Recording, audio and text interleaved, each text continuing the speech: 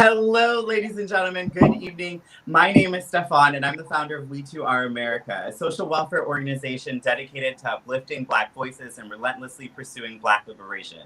I am so excited to welcome you all to our fourth and final Power of the People Building a Better Future panel covering the Democratic National Convention.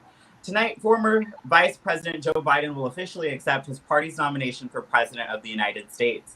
Last night, Democrats hoped to show Joe Biden as the one to help build our nation back better. The night's opening segments focused on gun violence, and the later convention addressed climate change, immigration, women's leadership, and the economy. Last night, President Barack Obama, the Speaker of the House Nancy Pelosi, former Secretary of State Hillary Clinton, Senator Elizabeth Warren, former Congresswoman Gabrielle Giffords all made the case for a Joe Biden-Kamala Harris administration. You know, over the last 3 nights, we've had amazing panelists, and tonight is no different. So I'm so excited to introduce the folks that we have with us tonight, and I'm so excited for the conversation that we're going to have. Up first is Audra Jackson. Audra is an avid proponent of civic engagement and has worked in politics for the past 4 years. She's the founder of Access with Audra, where she equips communities to be the most active participant in their government. How you doing, Audra? Hi. Up next, we have Tyreek Shepard. Tyreek is a native of North Carolina, and he's a supply chain consultant. He lives in Atlanta, Georgia, where he is active in the civic tech community. How you doing, Tyreek? Very excited to be here, Stefan. Up next, we have Adriana Flores. She is a proud pro-statehood Puerto Rican woman, political communication specialist in training, as well as my classmate of political communication at the American University. How are you doing, my love? I am good. Thank you for having me tonight. Yes, of course. Up next, we have DeWaylon Jones. DeWaylon is a Texas native. He's passionate about servant leadership, media, and politics. He currently serves as the vice president of the W2AA media network. So he's one of the people that actually the person that helped conceptualize and put this together. He's the person that makes sure that all of our podcasts and YouTube shows gets out there to the people. So without DeWaylon, this whole apparatus would not be working. So I am just so thankful for him. Next, we have Simbi Nahabari. Yep, now. Okay. Simbi is a corporate development manager for the National Association for the Advancement of Colored People, and she's a staunch advocate for Black women's liberation. How you doing? I'm doing great. Excited to see what unfolds tonight. I know. I'm so excited. So tonight's theme is America's Promise. As I mentioned, Joe Biden will officially accept the nomination for president. In his speech, he hopes to share his vision for our nation and the ways he can bridge the divide, ushering in a new America. Last night, former President Barack Obama delivered a striking indictment against another 4 years of Donald Trump. It probably was his most explicit, dive in to the Trump presidency, as well as the importance of utilizing the power of communities to help build a better future. Senator Kamala Harris officially became a Democratic nominee for vice president, breaking another glass ceiling. She is the first Black woman, the first South Asian Indian woman to accept, the first Caribbean woman to accept a major party's nomination for for vice president. In her acceptance speech, to many people, including myself, offered a lot of hope for a better future. I know that there was, on our live stream last night, I got a little emotional, which is crazy because it's been a very long time since I have been emotional by politics, where I've been completely enthralled. Audra, what did you feel seeing Kamala Harris accept this nomination? I was just so excited, and I want to take it back to when we found out she was going to be the vice presidential nominee. And I must say, I had a moment where I really just felt hopeful, and I haven't felt like that in a while for politics. Kind of like you said, it's just, the monotony, the going back and forth, the hopeful, and just tough kind of political climate there is in Washington, D.C. and across the country. So just seeing her up there in her purple suit and just confident and talking about HBCUs and the Divine Nine, which I'm a member of. So it's just, I felt inspired, and I'm just ready to see what she's going to do. Simbi, what are you feeling? I felt really excited about Obama's speech. I felt that he kind of framed the conversation in a way that it wasn't about, making Joe Biden more palatable to voters. It was more so this is about our freedom or our oppression.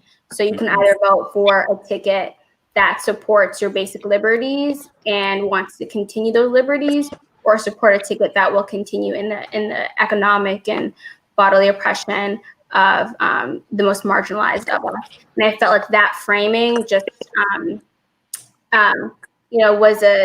was a home run for Kamala to be able to kind of take it away. I wasn't super enthralled by her speech per se, but I felt like Obama made me feel more excited and more engaged than I've ever felt in a while. So. Because one of the things that said, is that I really held on to last night was, you are the missing ingredient. You are the person that's missing from the political conversation. And, I am someone who has been talking a lot about, what are we doing? What this idea that change happens from the top down is not the truth, nor is it realistic, nor is it something that anyone should ever want. And being able to tap into in the way that he did in that speech was I don't know. It made me feel something. Dwaylen, what did you feel when you were listening to those speeches last night? Well, first, I think Obama came out hard as hell. I've never seen Obama that fired up, honestly, when it's come to Trump. Like last 4 years ago, when he was originally speaking, or not originally, when he was speaking at the 2016 convention, he wasn't this. I don't know. Like I felt like you could tell that the Democrats last year or 4 years ago thought that they already had it in the bag. But yesterday, Obama came out and basically was like, "Look, we have some stuff to do, and it can get worse." And I think Obama came out hard. I think Kamala came out even harder. Yesterday, when we were talking on the live stream, you were talking about how now that she has been pushed by like the left, now it's her pushing back, saying that now it's time for us to get to work. I see what you guys want out of me, and this is what I'm wanting out of you. So I think last night was the best night so far. I don't know why they didn't switch some of these speeches around to put some of them on today, because because tonight's all about Joe. That's what. Yeah, but he's gonna have to bring his A game. I feel like we are going to hope and pray that he does. One of the things that you just said, Dwaylen, at the 2016 convention, there wasn't this fervor. There is every single person who has spoken at this convention so far has spoken with a clear-cut passion that almost jumps out at you, right? Like, even if you don't, Cynthia, as you were saying, like, even if we're not completely enthralled by someone that was speaking, you at least heard the urgency that they had in their voices. I was listening to some commentary this morning, and one of the things that was said that I grabbed onto and I just wrote down is, in 2016, it was kind of abstract to say the harm that Donald Trump could do. Yeah. You know what I'm saying? It was like, people saying, oh, this man is going to erode democracy. Like, this is a person who everything that he's had his hands on crumbles. And everybody was like, no, he's going to grow into it. You know what I'm saying? Hillary Clinton, the day after she lost, in her concession speech, she said that we should give Donald Trump a chance, So, Adriana, for someone who lives in a place that the United States continuously colonizes, how do you feel about what you've heard, not only just last night, but more broadly over the course of the convention? So I think Puerto Ricans are hopeful with the nomination of Kamala Harris, but it's been a rough time for us, really. I don't know if you guys heard, but President Trump was heard this week, and a couple of sources came out saying that Puerto Ricans are dirty and poor, and he wanted to trade us in for Greenland. And no president who respects his constituents, because Puerto Ricans are American citizens, should treat people that way. And it's just been a slap in the face for the people of Puerto Rico constantly since Trump has become president. And I think Joe and Kamala, this ticket, it really makes us hopeful, even though there is some uncertainty in Puerto Rico. we believe that this is the right choice. And I mean, we're tired of getting bullied, and I think that's where we come in, because we feel like that's the way we've been treated. There is really no fair representation or treatment towards us. So we're excited to see what comes in with this new hopeful administration, really. You know, Tyreek, as I love following you on Twitter, and it has been so much fun. I mean, you are someone that communicates in a way where you're frustrated but not defeated. That you are in a place where you wish that we weren't, but you are acknowledging what we got. So what do you feel, and how are you trying to process, you know, the last few days? I would say this week throughout the convention, I think a few feelings for me that have come out are just a general feeling of inspiration, starting to really get some excitement as we go towards November. But then a renewed sense of optimism also. I think everybody that spoke this week, like you said, they've had a new passion. You know, back in 2016, it was a little bit different, but now we've seen concrete, you know, tangible, you know, examples of the harm that Donald Trump can do. But what really stuck out to me was Kerry Washington. When she talked about how in 7th or 8th grade she learned the preamble, and that pushed her to understand that we're in this perpetual cycle of improving our nation. It really resonated with me because when I got interested in government, I was also around the same age. I was involved with the local government in my hometown, so I'm a big state and local fan. But I will say, you know, those simple words that she said, you know, the beginning of the preamble, that's really what I want for the nation right now, and I'm hoping that, you know, come November, we can start that again. You know, as a storyteller, there is a beautiful framework for a beautiful story in our country. It has not played out that way. We have had just villains everywhere, the worst. I mean, it's just been the worst of things. But as you said, that idea of perfecting the union, of bringing us closer to where we're supposed to go. Do you all feel, I mean, genuinely, and not in some abstract way, but really assessing this moment, do you really think that Joe Biden can put the country back together? No. Simbi, you don't? No, I don't. Yes. I have zero faith in his singular ability to do so, but I think his ability to tap folks that will get the job done. I believe in that. I believe in the collective power, our collective ability to move towards a democracy that works for Black folks, that works for immigrants, that works for women. I believe in that. I don't believe in Joe, but I believe in our collective power to do that. You know, and that is something that, you know, folks rarely understand, is that it is our responsibility. You know, it's our collective responsibility. Audrey, you know, you are leading initiatives to get people more involved in civic engagement. You know, what is that thing that you say to bring people in? Because as Simbi said, you know, we're not getting change from anybody in the White House. It doesn't matter who the person in the White House is, right? It's us. It's people power. So how are you trying to build that people power? Definitely. So I will never forget, I went to the Women's March in 2016, and there was this banner that said, "The cost of democracy is participation." So after all of my videos, that's what I say, because I think that is the most important thing that everybody has to realize. And I was on another panel, and I was saying, you know, if it's not one issue, it's another. So it won't ever be a time where we can't vote, or we shouldn't vote, or we shouldn't be engaged. Like, this is a lifetime fight, a lifetime movement. And I think when I talk to my friends or just talk to people who follow me on Instagram, I reiterate that. And one of the biggest things I learned working on the Hill is that I'll never forget, Congresswoman Linda Sanchez said this when I was an intern, because it's like a saying in DC. And it was like, if you're not at the table, then you're probably on the menu. And I kept that with me like my whole time being in DC. And I think when you start explaining politics as it's a numbers game and it's a relationships game. So you have to have these relationships, you have to be demanding, you have to be persistent.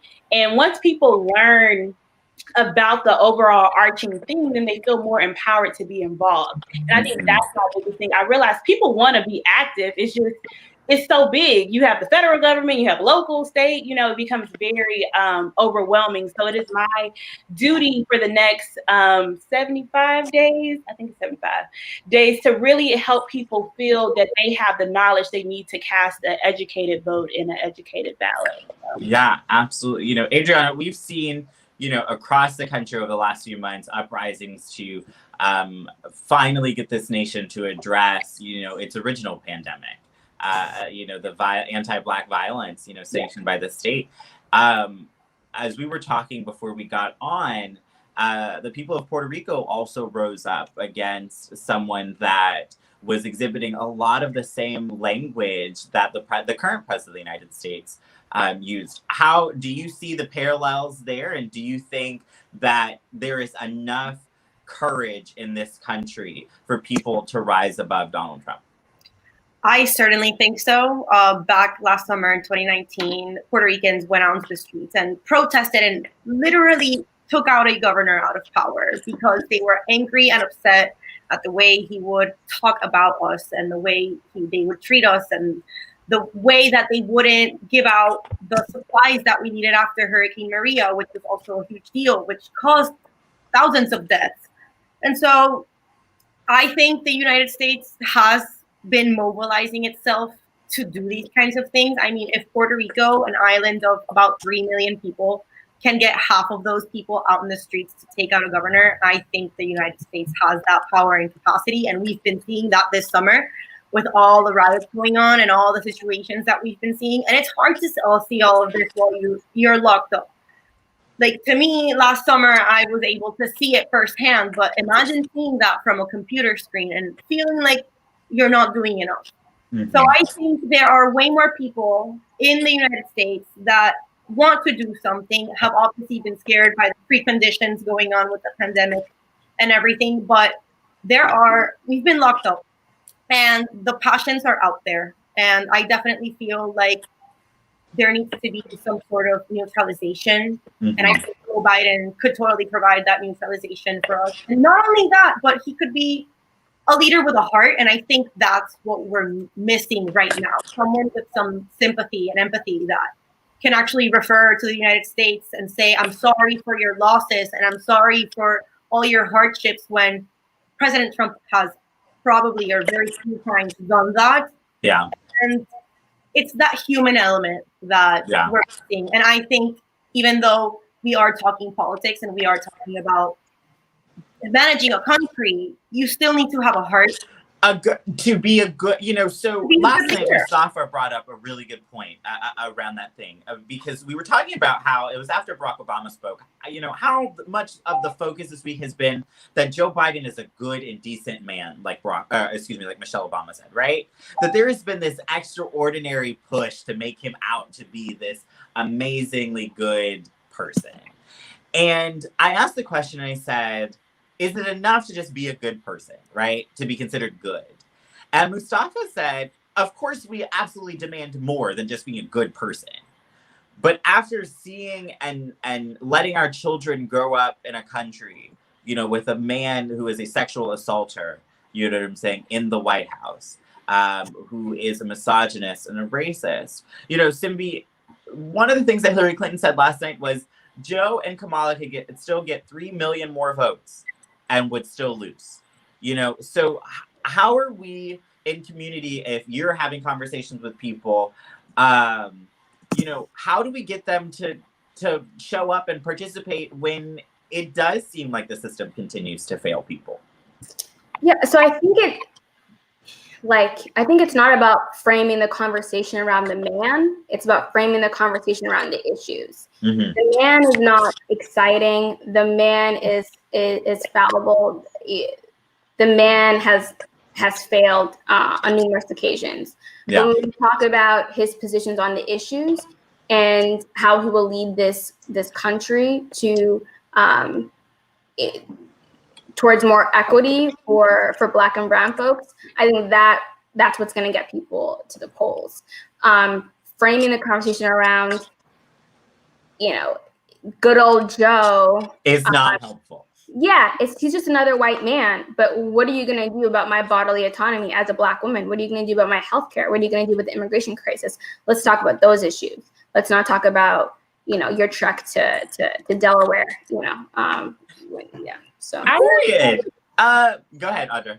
I would just say one thing. I'm a little different from that because of the relationships that you see around politics, and I think there's a lot to be said about somebody who is caring of those who he doesn't have to be caring of, or she doesn't have to be caring of. And I get what you're saying to me, but for me, I put a little bit more emphasis on somebody being a good human being, because working in politics, there's a lot of not good bad people.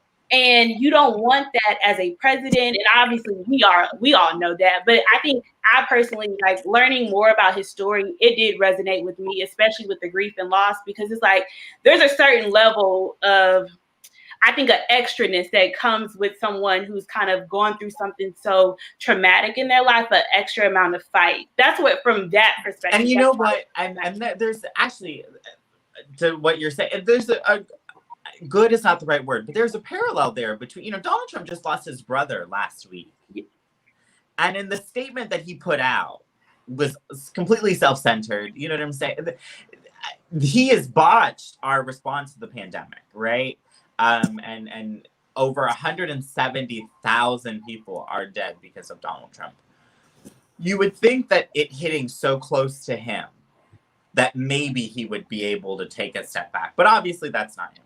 So, Terry, you being out in Georgia, what are the people around you feeling? And, y'all live in right now a hotbed of voter suppression. Brian Kemp stole one election. He's trying to steal another for his cronies. You got, the GOP down there doing foolishness. You got a fool running for John Lewis's seat. You know what I'm saying? There's a lot of foolishness going on in Georgia. How are you feeling? What are the people in your community feeling? So I would say down here in Georgia, you mentioned it, you hit it right on the head. The voting right now is an issue. Not only do we have to vote here locally, within our local and state elections, but obviously we're going to have to vote in November. And the voter suppression down here, I think, has dampened, some people's excitement to go out and vote. Like you also mentioned, Hillary Clinton said they could get 3 million more votes and still lose. Years ago, I think I had studied something in a government class, and they were talking about just political efficacy. And I've been seeing that morale just being so low right now. I went to the polls for our primary about 2 months ago. Line was packed. It would take you on average 3 hours to vote. But then when I went to the runoff election last week, there was nobody there. Nobody there. And then you get on Twitter, you get on Facebook, you get on Instagram. People are talking about why vote anymore? What are we supposed to do? Yeah. And so I would say down here in Atlanta, it has been, a bit of a mood, but I'm optimistic that, through the DNC, through, the road to the election coming up in 2 months, I hope that we can get that energy back up. Particularly with Keisha Lance Bottoms. I think she has a lot to do here with her city that she's not doing correctly. But I guess if she wanted to speak tonight, she may speak to someone. And I'm hoping that it's young folks. I'm hoping it's people here in her own city, in her own state, she can encourage to do like this.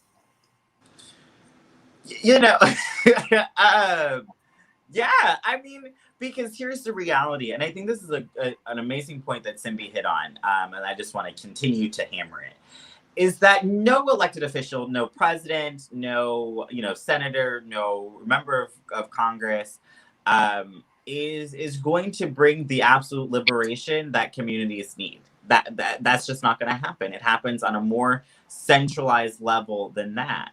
But I do want to ask really quickly, because I want to jump into a part of the early bits of the convention. Joylyn, you were someone who supported Joe Biden early on.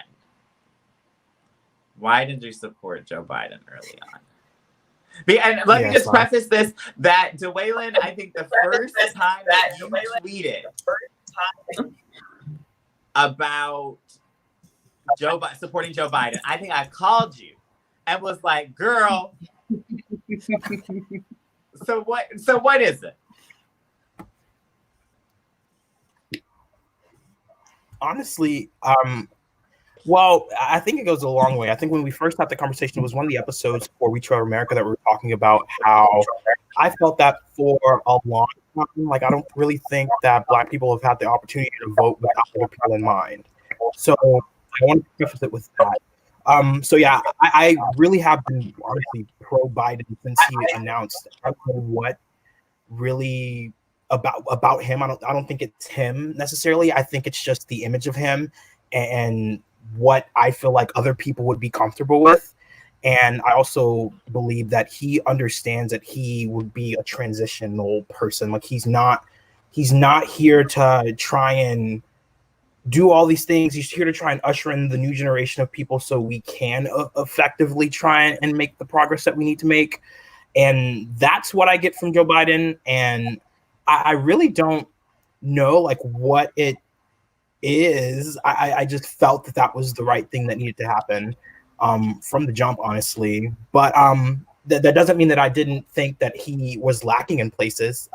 Honestly, Because you were. I was going to say, you were and you are. I was very you critical were of him critical of the him. entire time. Like, why isn't he putting out plans about this? Why is he just settling for things here and there? But like Audra said earlier, like I'm not in the room when those decisions are being made. So I don't know what made him settle here or settle there for certain things. I didn't necessarily agree with that, but I do think in terms of meeting this moment right now, I think he is going to be the person that not only takes up the finish line, but ushers us into a new generation to where like the America that we knew 6 months ago is not going to be the same. Like it's just simply not. So when he says build back better, I really do think he means that. Like we have no other option but to build back better, because we can't build back where we were, because if we do that, then tons of inequity is still going to be around, and like the coronavirus has only exacerbated that for people of color in general. So we really have to not only take this moment seriously, but we have to just be very strategic about like what our ticket looks like,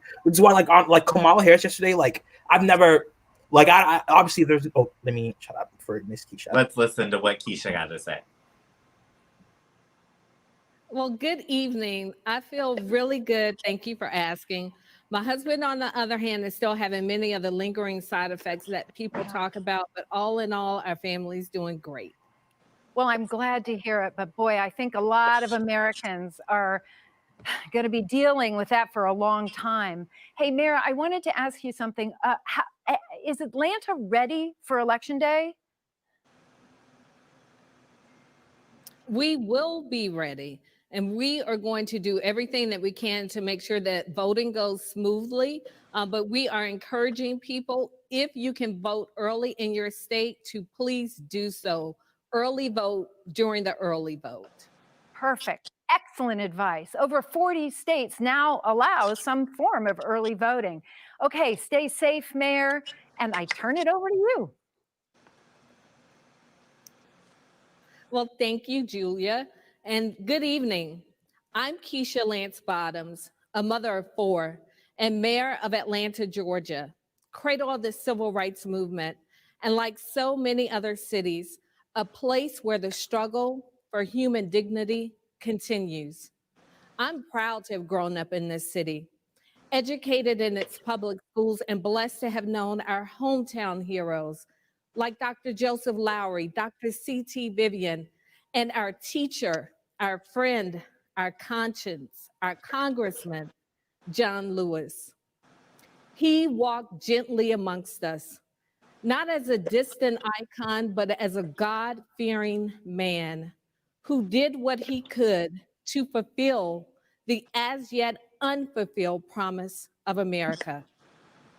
People often think that they can't make a difference, like our civil rights icons. But every person in the movement mattered. Those who made the sandwiches, swept the church floors, stuffed the envelopes. They too changed America, and so can we. The baton has now been passed to each of us. We've cried out for justice. We have gathered in our streets to demand change. And now we must pass on the gift John Lewis sacrificed to give us. We must register and we must vote. In his parting essay written to us, Congressman Lewis expressed his pride in the activism that has swept our country. And he reminded us that if we fail to exercise our right to vote, we can lose it.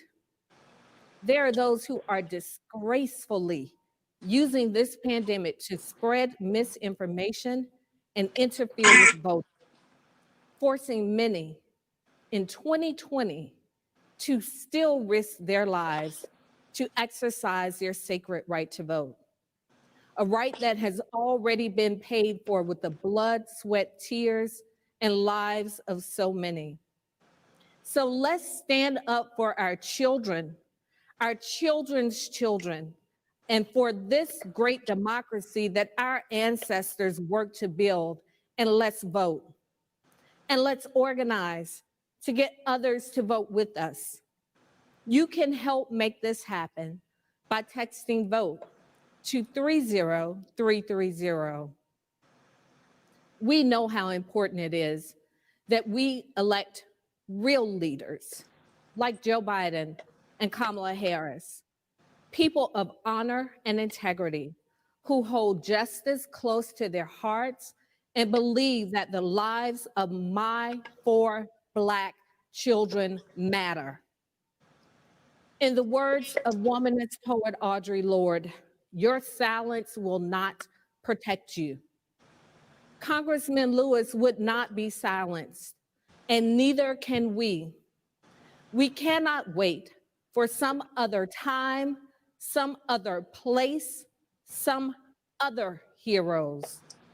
We must be the heroes of our generation because we too are America. Can be our voice.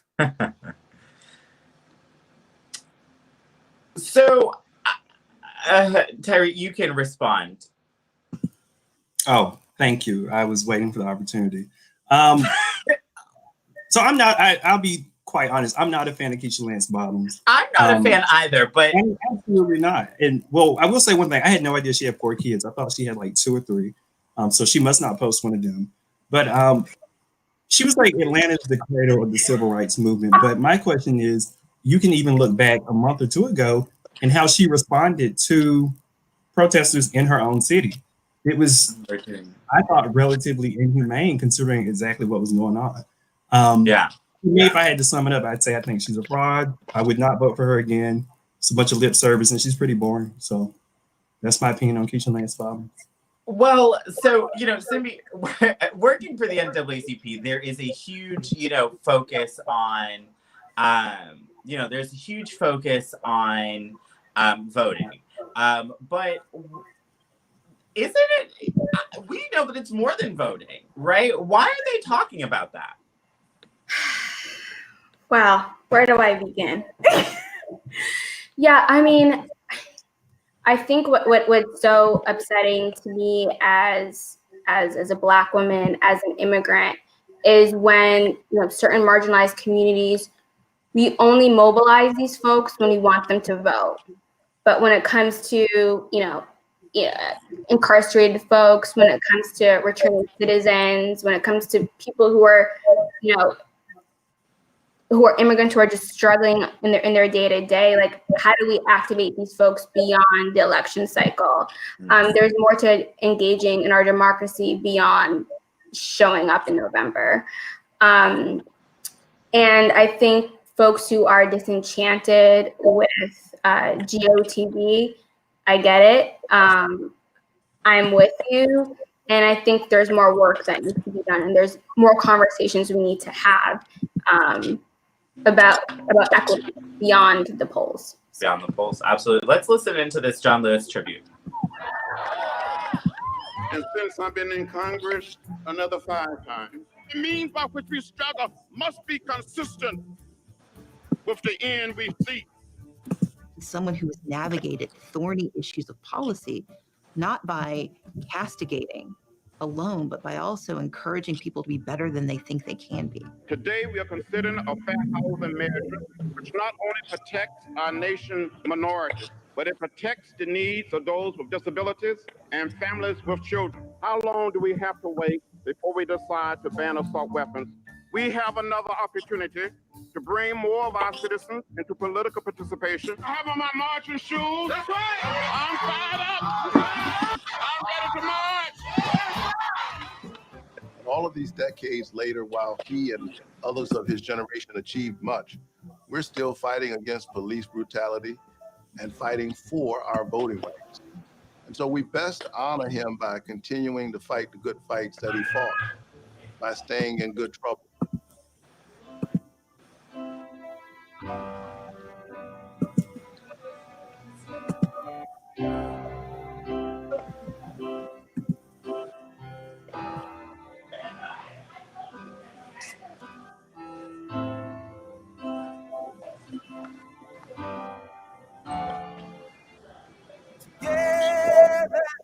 Together, through the thunder and the rain, together, all the struggle and the pain, together.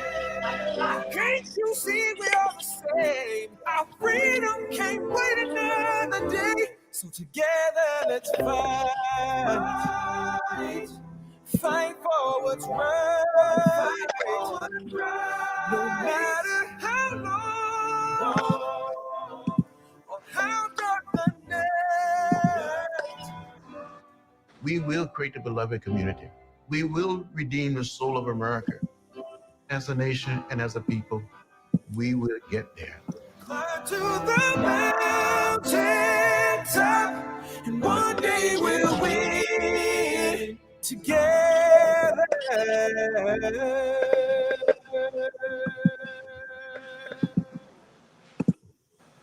One day, when the glory comes. So, you know, the one thing that I wish Democrats, as Simbi said, that I wish that we would focus on is mobilizing. You know what I'm saying? This idea that we should be caring about these issues way before. Like, there's no way to automatically build or connect political power on an issue, you know what I'm saying, in this long term, let's accomplish and let's actually get to the root of systemic issues, right? And so my question, what is your if you have one single reason to vote, what is that single reason? Whoever wants to go first. I would say for me, I think that as a citizen of the United States, understanding the history of our country and the fact that there are time periods where my right is not only as a voter, but as a citizen, I was seen as property one day. To be able to come from that type of status to be able to engage in the political process and help influence the future of our country, that's what pushes me to vote. Adriana. You're muted. Hi. So my situation is a little different. I actually don't have the right to vote, even though for the president, even though I am a citizen of the United States. So for me, it's important, like that mobilization is very important to me, to see that people are going out to vote, because I don't have a say at the end of the day in who becomes my president.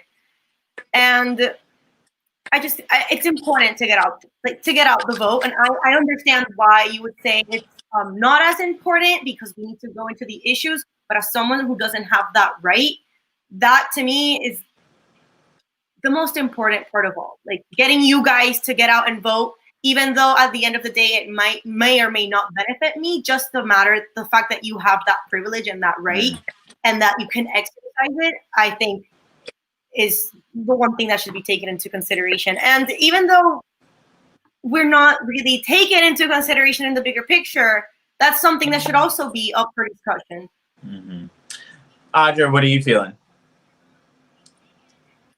I feel like voting for me is my power within this country, and working in Congress, I literally see what elections do to people. You know what I mean? Like when they primary coming up, or if this big time election's coming up, both sides of the aisle, the change in the tone gets real. And I feel like that is the most powerful thing I can do as a U.S. citizen. So voting, yes, I think it's like a part of me. And you think of everybody who came before me. People literally died so I could vote. So it's a very powerful thing for me. Honestly, like the same as Audra, like people died, like people were beaten, had dogs on them. Like there are so many people who have done so many things to even give me the opportunity. It would be very stupid of me to take something like that for granted. And then, sorry, for me, like kind of Adriana said, like I try and vote because for people who cannot, for people who don't have a say, like I want to make sure that I have a say for them. Because like having now, like the trans people can't be in the military, or even like the travel bans that we have in place, like stuff like that. Like it won't necessarily affect me like directly, but it affects other people, and I want to make sure that they also have like the same opportunities and chances that I have. Like I vote for others, and I also vote for like myself, and just making sure that my voice. So that is just earlier this week, Russell mentioned on Monday. He said, as we continue to honor those that have died and those that paid that ultimate price, we also must remember the people that lived too. And that it is that process that we have to remember, is that people do live to live through the consequences of what we decide to do. Simbi, what is your reason, not just to vote, but to mobilize or to just be active, Yeah, so I want to be able to live freely, and I want others that look like me to be able to live freely, and I want to be able to actively engage in that freedom. I think voting is an instrument. I don't think that my utility as someone who's mobilizing for freedom is, solely bound by voting. I think there are other ways for me to engage in my freedom, in the freedom of others. I just want to be able to get equitable healthcare and not feel like I could die at any moment if I decide to get pregnant, or not die at any moment if I encounter a police officer, or not have my labor rights stripped depending on who my employer is. Mm-hmm. I just want to be able to live freely and live boldly as a Black woman. Yeah, absolutely. Andrea, yesterday in Kamala Harris's intro video, there's a segment in there. She says, the litmus test for America is how it treats Black women. Okay? I know what I think the test says, the results say. But you as a Black woman, what is America saying by the way it treats Black women? Yes, I would say for my whole life, it's just been Black women is an underdog, or you need to go in a room and fix your hair and not have it wowed, and just we can't be expressive and be who we are. And up until recently, I was able, when I say recently, like a year or two ago, I was really able to fully embrace my Blackness. And when I say like my hair, the way my attitude, like I feel like I'm a pretty optimistic person, but if I get upset, I'm gonna get upset, and that is what it is. And I will say, even when you talk about the mortality rates of women giving birth and how mortifying that is to hear as a young Black woman who wants to have children one day, we have a lot of work to do. And I will say, I will say this too, in the position I'm in now, I am standing on the shoulders of Black women who came before me, and the offices who've seen the value in Black women. And I can't be remiss to not say that, as like the House floor, having the first Black woman to run the House floor. and for Mr. Hoyer's office last year or 2 years ago for the start of this new Congress. Like there is it's a movement, and I see the change coming, and I'm blessed to be a part of it, especially as a member of the Black Women's Congressional Alliance, who is yielding a lot of power in Congress. Mm-hmm. So I see it as, yeah, we've been under the underdogs, but not anymore. And I think as we continue to get Black women in spaces like, especially like medicine, my sister's a Black woman doctor, so shout out to her. She's listening. But if we continue to get Black women in these spaces, and people who really, and allies too, who understand like this is everybody's issue, especially when it comes to health, then I think we can progress forward. But I'm optimistic for where we're gonna go, because this is like the sky's the limit now. Simbi, one, you know, do you agree, or what are your similar thoughts? But two, do you think that would you agree? Cori Bush, who just won, a progressive who just went out in Missouri, she did an interview, and you know, she was the only elected official she was endorsed by was Bernie Sanders. You know, she was a Sanders supporter and endorsed him. But she said, I'm not about to tear down a Black woman. So Kamala and I don't agree, but you're not going to get me to talk down, you know. So and then Derica Purcell, who's an abolitionist, you know, she wrote an amazing piece out in Slash last week that said, progressive Black women feel torn about Kamala Harris. So one, the first question is just overall in general, what does this country, the way that it interacts with Black people, what is that from your eyes?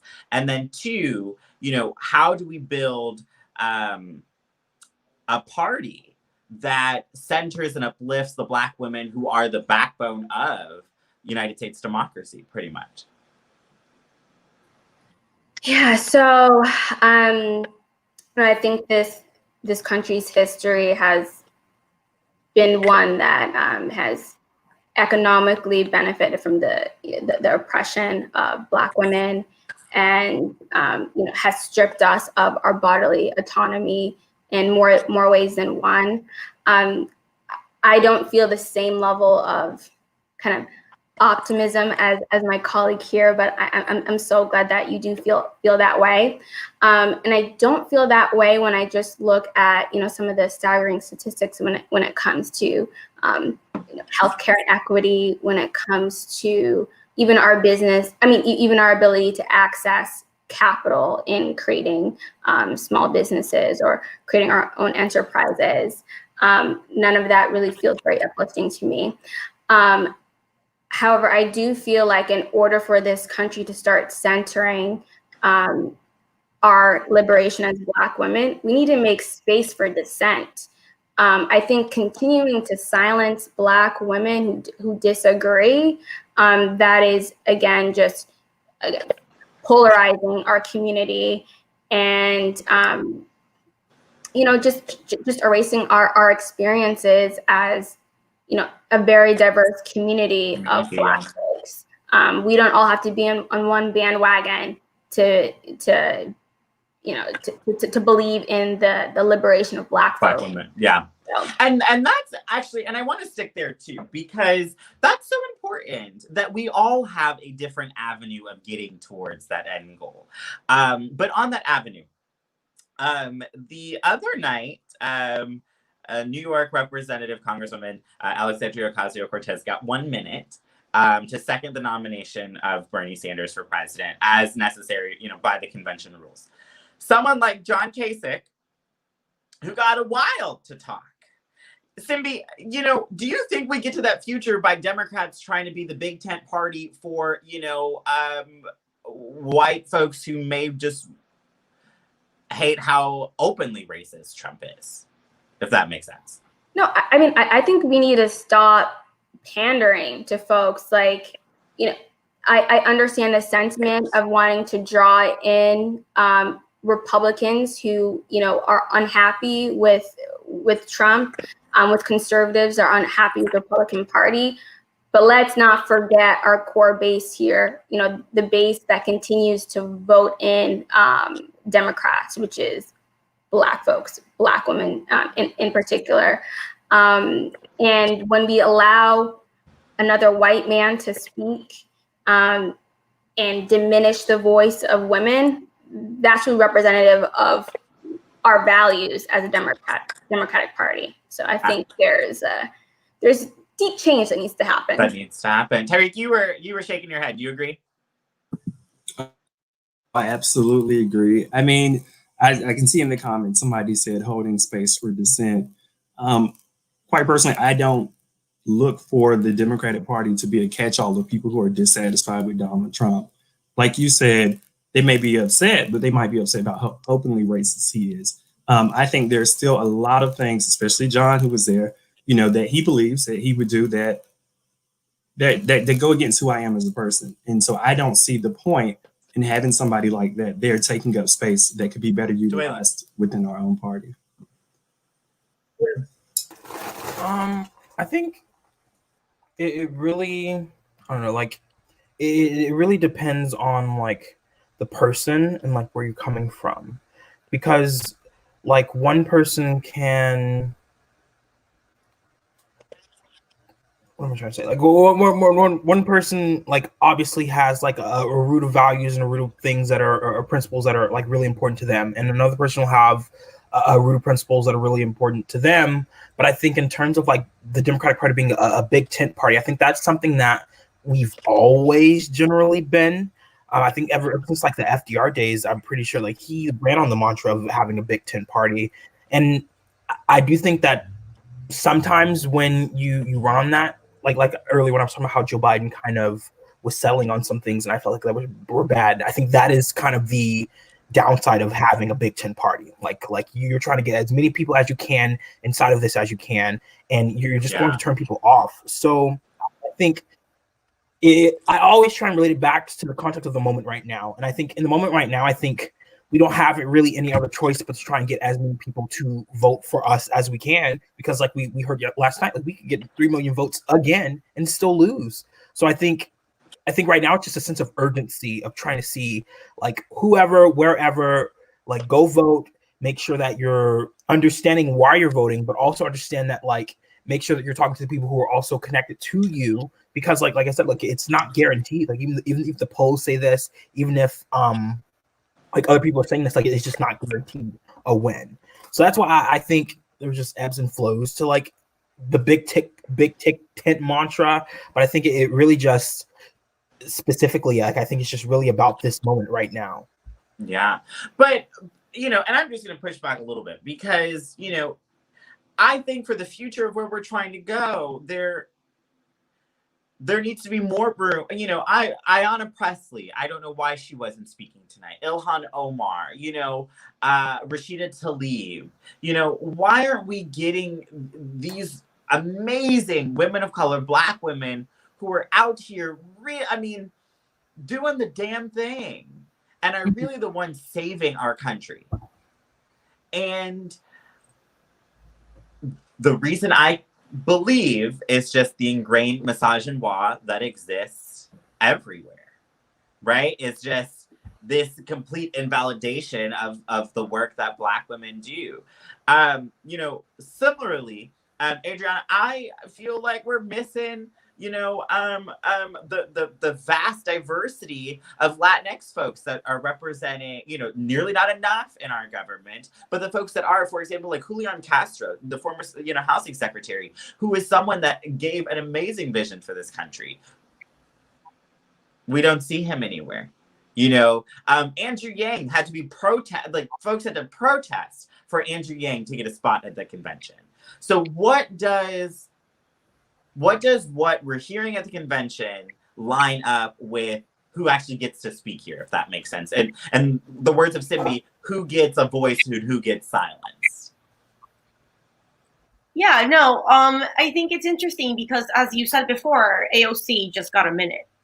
And AOC is one of our biggest advocates for the Latinx community. Nida Velázquez, Grisalba, all these representatives do amazing things every single day for our marginalized communities, but you barely hear from them at all. They barely get any press or any media exposure. And it's kind of sad because it's kind of discouraging to me to see that the people I should be resonating with in terms of my political views and in terms of my heritage and who I am are not given a platform to be vocal about the things that they have been doing for us, and they do a lot.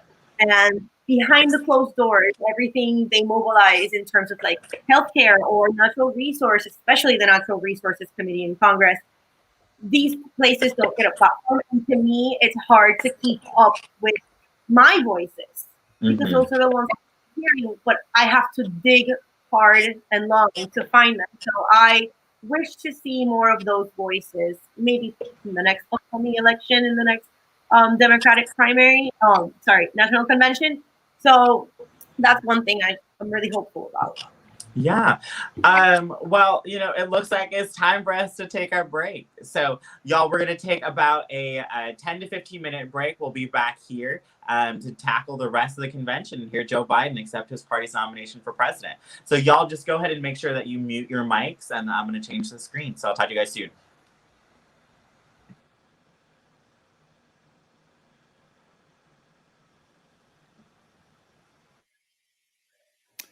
I'm here because a union job lifted my family out of poverty and into the middle class.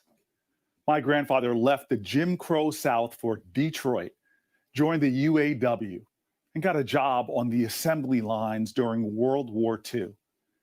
That union job enabled him to support his family, raise my mom, and send her to Fisk University. That's the American dream. Together we work, together we rise. Joe Biden and Kamala Harris know the dignity of all working Americans. They know the urgency and the demand of our dream. But working people are under attack. The wealth gap grows, our middle class shrinks, and poverty persists. Last week, Donald Trump said, and I quote, "Our economy is doing good." While 40 million Americans are at risk of losing their homes, 30 million aren't getting enough to eat, and 5.4 million people have lost their health care because of this crisis. He has failed us. But still, I believe in the dream of our ancestors. Together with Joe and Kamala in the White House, we'll raise the minimum wage so no one who works a full-time job in America lives in poverty. Together, we'll fight for those who keep us healthy, who keep us safe, who teach our children. We'll stand for those who cook and serve and clean, who plant and harvest, who pack, and always those who deliver, whose hands are thick with calluses, like my granddad's were, who lifted me high, who held mine when I was a boy. If he was alive, Joe and Kamala, he would be so proud of you. And he'd tell us, take another by the hand and another, and let's get to work. This dream ain't free. You gotta work for it. So like his generation, up and out of the Depression, let's now work together and stand together. And America, together, we will rise. This is my team.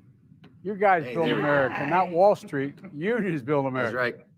The Americans just want to live meekly comfortable. I've got a wife that works as well. We've got a 17 and a 7-year-old at home, and we're still working, thanks to our international executive board for getting with General Motors and making sure that it's safe for us to return back to work after 8 weeks of being laid off. I mean, it's a hoax at one point, and now here we are full blown. Yep. Well, I tell you what, the future of auto workers in America, and I really believe this, can be as bright as it was back in the late 40s, 50s. Yes.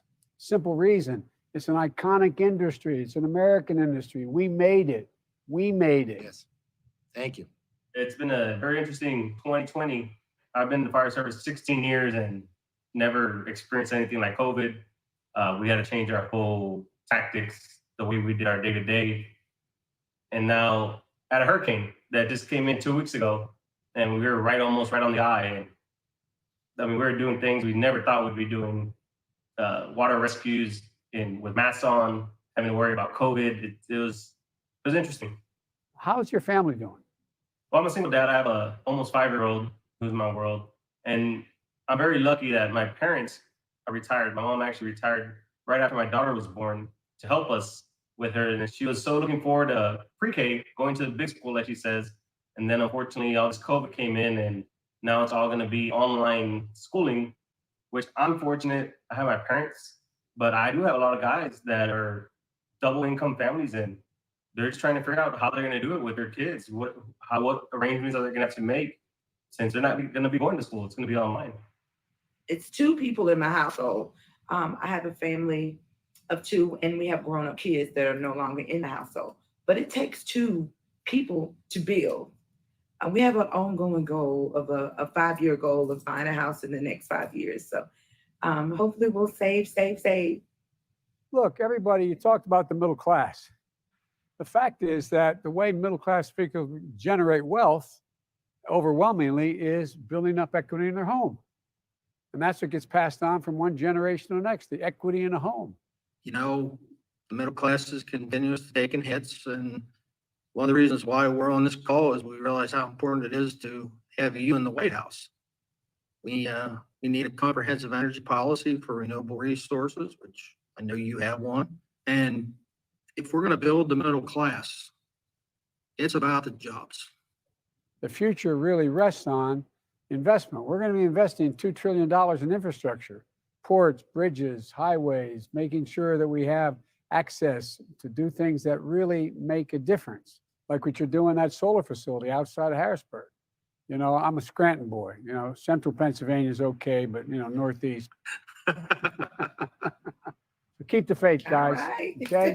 Thank you, sir. Thank you so much. you. We American workers can appreciate count on you. you.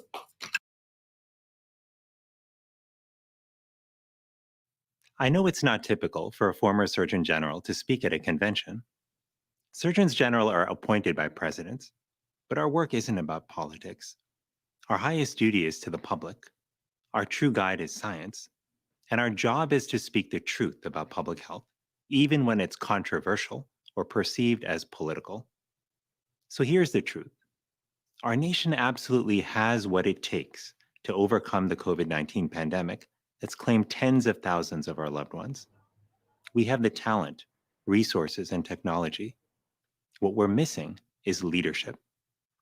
We need a leader who works with states to ensure that everyone who needs a test gets one and gets results quickly. A leader who secures a safe, effective vaccine and distributes it quickly and fairly. A leader who inspires us to practice distancing and wear masks, not as a political statement, but as a patriotic duty, a commitment we make to one another. That's why I'm here tonight, not because of politics or for party, but because I know Joe Biden can be that leader. I've worked with Joe Biden. I've seen who he is with no cameras around, how he sits with people in their pain and holds them in his heart, how he pores over COVID briefings, asking smart questions, letting science guide his way, just as he did when managing the Ebola crisis. And 6 years ago, when Joe Biden met my family, many of them immigrants awed to be in the nation's capital, I saw how he kneeled beside my grandmother's wheelchair, took her hands in his, and said, "Thank you for choosing us, the United States of America, as the place to trust with your family." Tonight, as a father, son, and grandson, as a doctor who swore an oath, and as an American who loves my country, I can tell you that Joe Biden is the man I trust to look out for my family and the leader I know will heal this nation.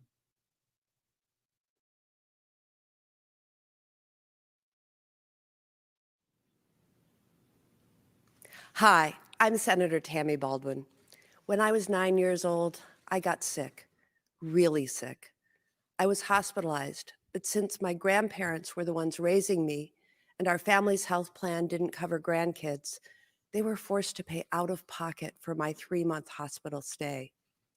I got better, but the insurance companies didn't. They refused to cover me at any cost because I was marked child with a pre-existing condition. We all have stories like this, stories about a time when the system was rigged against us, when we were counted out, left out, pushed out. Just think of what we've heard these past 4 days. Healthcare professionals who don't have the protective gear they need. Young people whose asthma will get worse as our air quality does. Workers who are afraid of losing their jobs. Each story begs this simple, fundamental question, a question that gets to the heart of the choice in this election. What kind of country do we want to be? Do we want to be a country where millionaires get to dodge taxes, or one where working families get a break? Do we want to be a country where medical bills bury people in debt, or one where healthcare is affordable for all? Or where tens of thousands of people die from a virus, or where the American dream lives? I think we know the answer to that fundamental question, because most of us want the same things. Good schools in our neighborhoods, racial justice, the freedom to love who we want, dignity in our work, and an economy where small businesses and working families thrive. And over the past months, we've added another to that list, a nation free from COVID.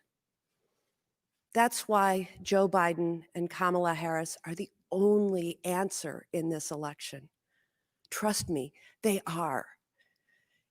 You see, there's another part of my story, the part where I ran for office, the part where I served in Congress, the part where I worked with Joe Biden and Barack Obama to make sure kids and grandkids, if they're dependents, can stay on their parents' health insurance until they're 26.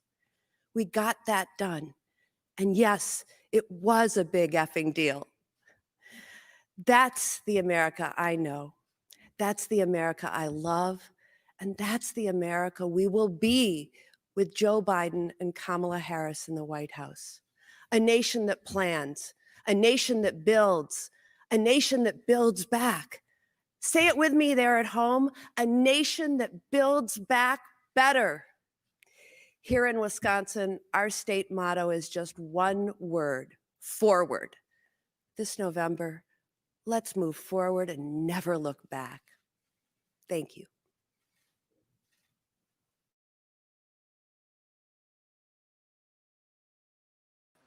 Okay, we good? Can everybody hear? We're all back on. That was Senator Tammy Baldwin. She's always been really nice when I've got a chance to interact with her. One of the things that I wanted to focus on before we get ready to get into Joe Biden's speech, I think there's a few things that we got to talk about. One, that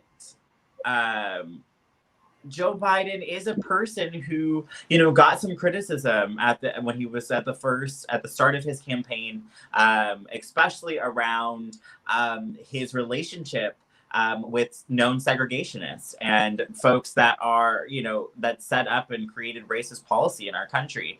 And, as we were talking about that big tent concept, Audra, we don't want those people in our party. So what do you feel about this big tent concept that the Democrats got going on? Definitely. I want to come from the vantage point of when the House flipped. So the House flipped because a lot of congressional districts went from Republican, of course, to Democrat. So that meant a lot more moderates. You have more blue dog Democrats who are more conservative.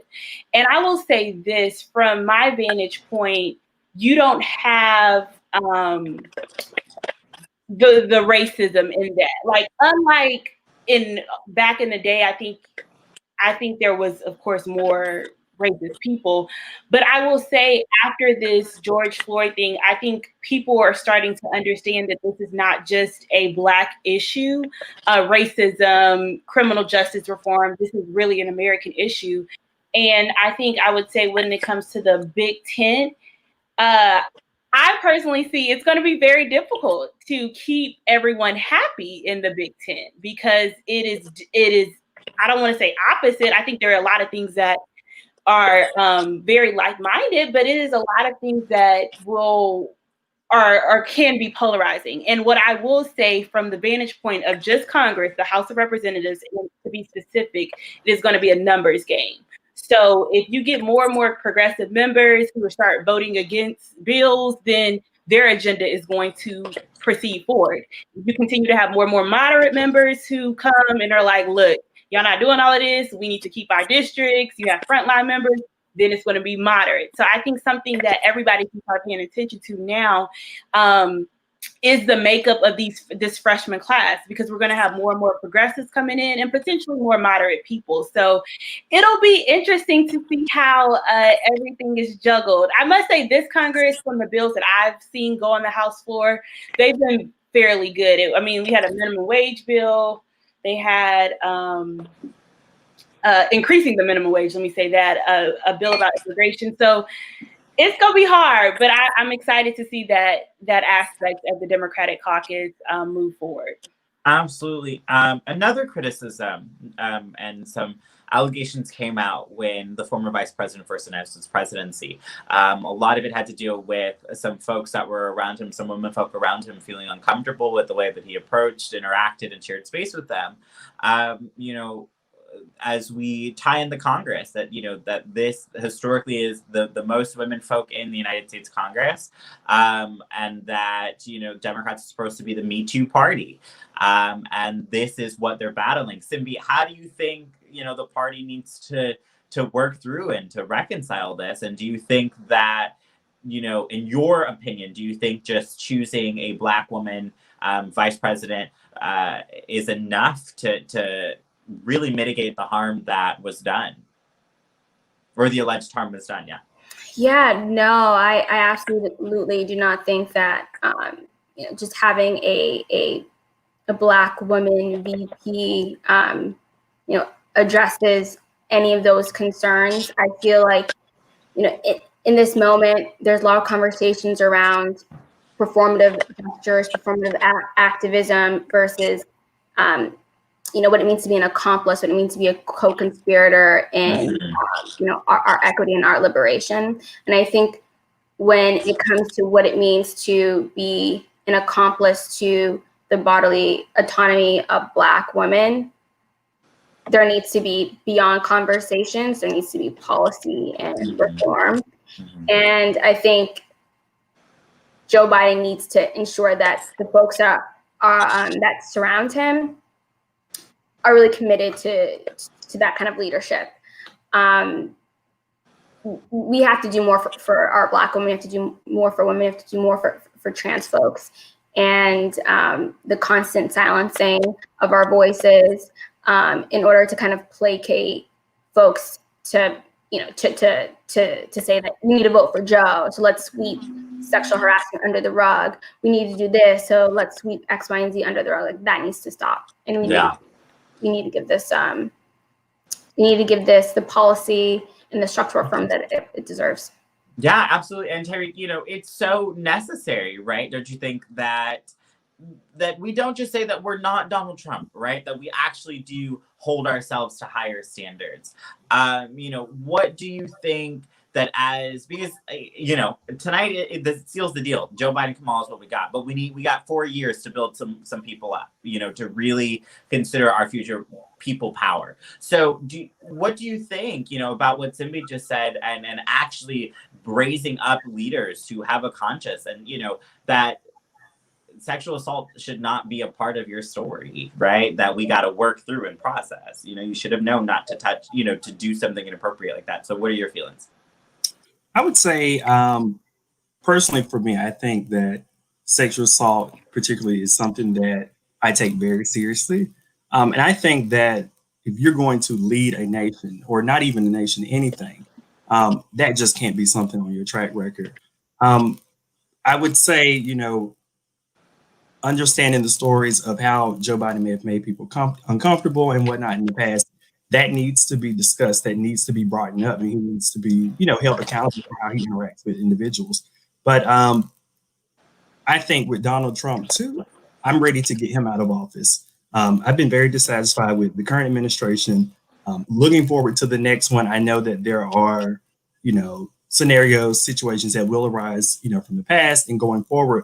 But I do feel confident that at least we'll have somebody who can put people into place, do the right things. And, his personal history, his personal interactions, we can focus on that too. But hopefully, it's better than what we've seen right now with Trump. Adriana, you live in a place that has, people power has really changed things. In this country, Donald Trump has given people enough reasons to march to the White House and demand that he leave. What do you think the disconnect is? I mean, I just think that, we've impeached him. He still continues to do worse, right? He lost by 3 million votes. He still gets the White House. You know what I'm saying? He brags about sexually assaulting people. He still gets this.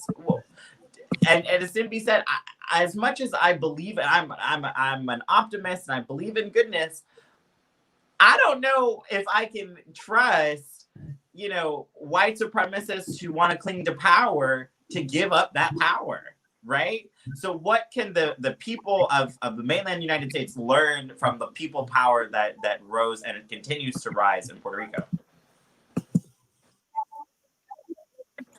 So there definitely is a disconnect. We have our own politics, and American politics really takes a back seat to what really happens here every single day. We have a high percentage of poverty. A lot of people in Puerto Rico are not living in suitable conditions to begin with. There's a large chunk of our population that has plastic roofs from all the natural disasters.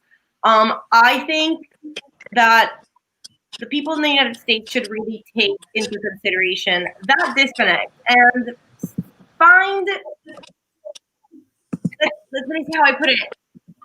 There has to be a list of things that need to be tackled. And even though it sucks to say it, but we're not a priority in your eyes.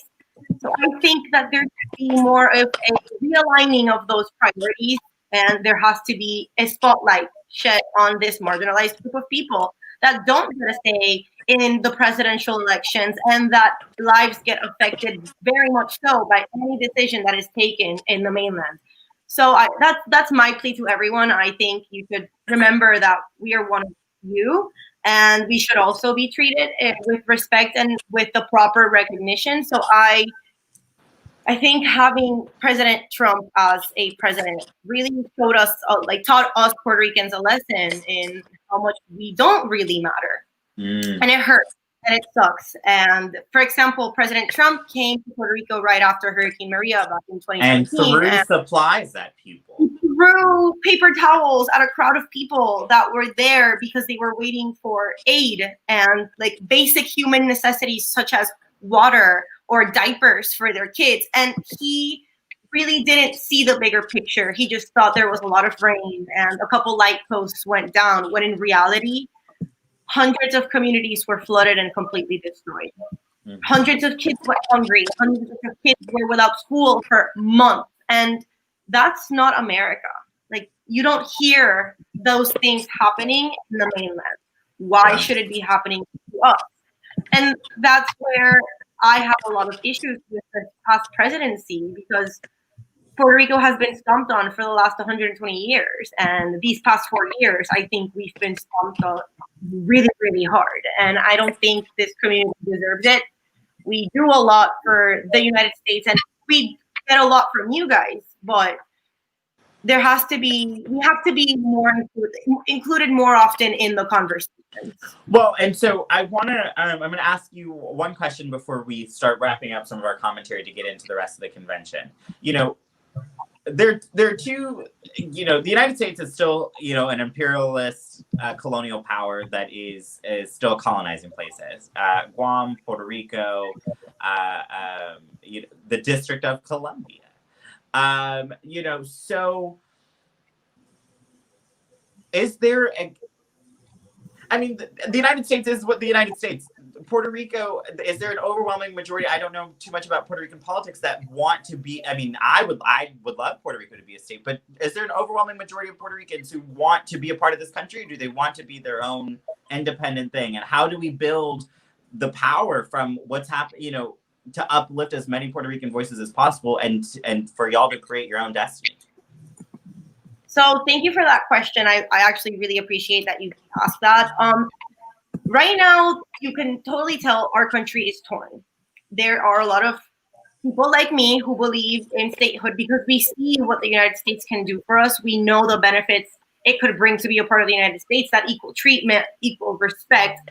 But then at the same time, there's a really, really, really big portion of Puerto Ricans that are sick and tired of the abuse, and therefore they deter from wanting and pursuing their statehood. So that is actually what one of the main bases of our political party here in Puerto Rico. It's wanting statehood versus not wanting statehood and what that entails. Because there are only really three options on the table.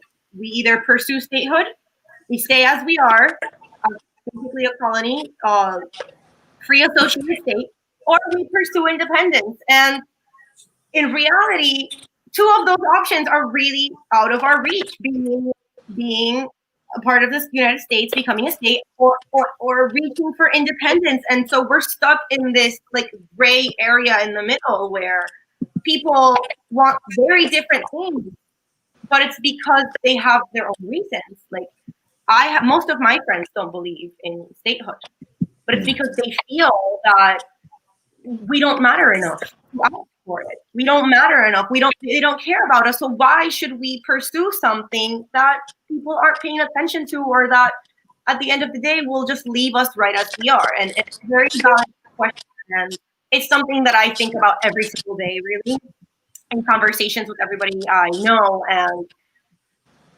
like, to me, I've lived in the United States for the past 5 years. I went to college over in DC, and I see such a higher quality of life compared to what we have here. And Puerto Rico has that potential, but again, like, we're tired of being mistreated, and that's why a lot of people in Puerto Rico just would rather not pursue statehood. And it's a very controversial question at the end of the day. Yeah, it seems so. You know, about this power idea, one of the things that's going on right now, or it's just about to end, it may have ended, but the census. And did it recently end? Because I know they pushed the date back. Has the date passed? No, I think it ends of September, but let me look it up. Yeah, let's go ahead and do a fact check on that. So, you know, Simbi, could you talk about some of the ways that people can take political power outside of the voting booth? Yeah, so I think in a very micro way, just how you engage and interact with your community, how you have conversations with your supervisor, with your colleagues, how you have interactions with your friends. Like, what are you consuming on TV? What are you consuming on social media? Does this denigrate the Black body? What's the language that you're using? Does the language that you're using, you know, erase the experiences of trans folks? So they're just very like micro things that we can all do to participate in the liberation of other people. And then of course there's macro things that we could do. I think your consumer power is so important in how we move towards economic equity. So how do you buy Black? How do you support Black? How do you uplift the Black economy? Do you need to go to Amazon, or can you use a Black retailer? I think, you know, beyond protesting, consumer power is this new wave of activism that we haven't quite yet really harnessed. And I think if we do, we'll see a new wave of, you know, economic liberation for Black and brown folks. Absolutely. So, you know, Audra, how can people,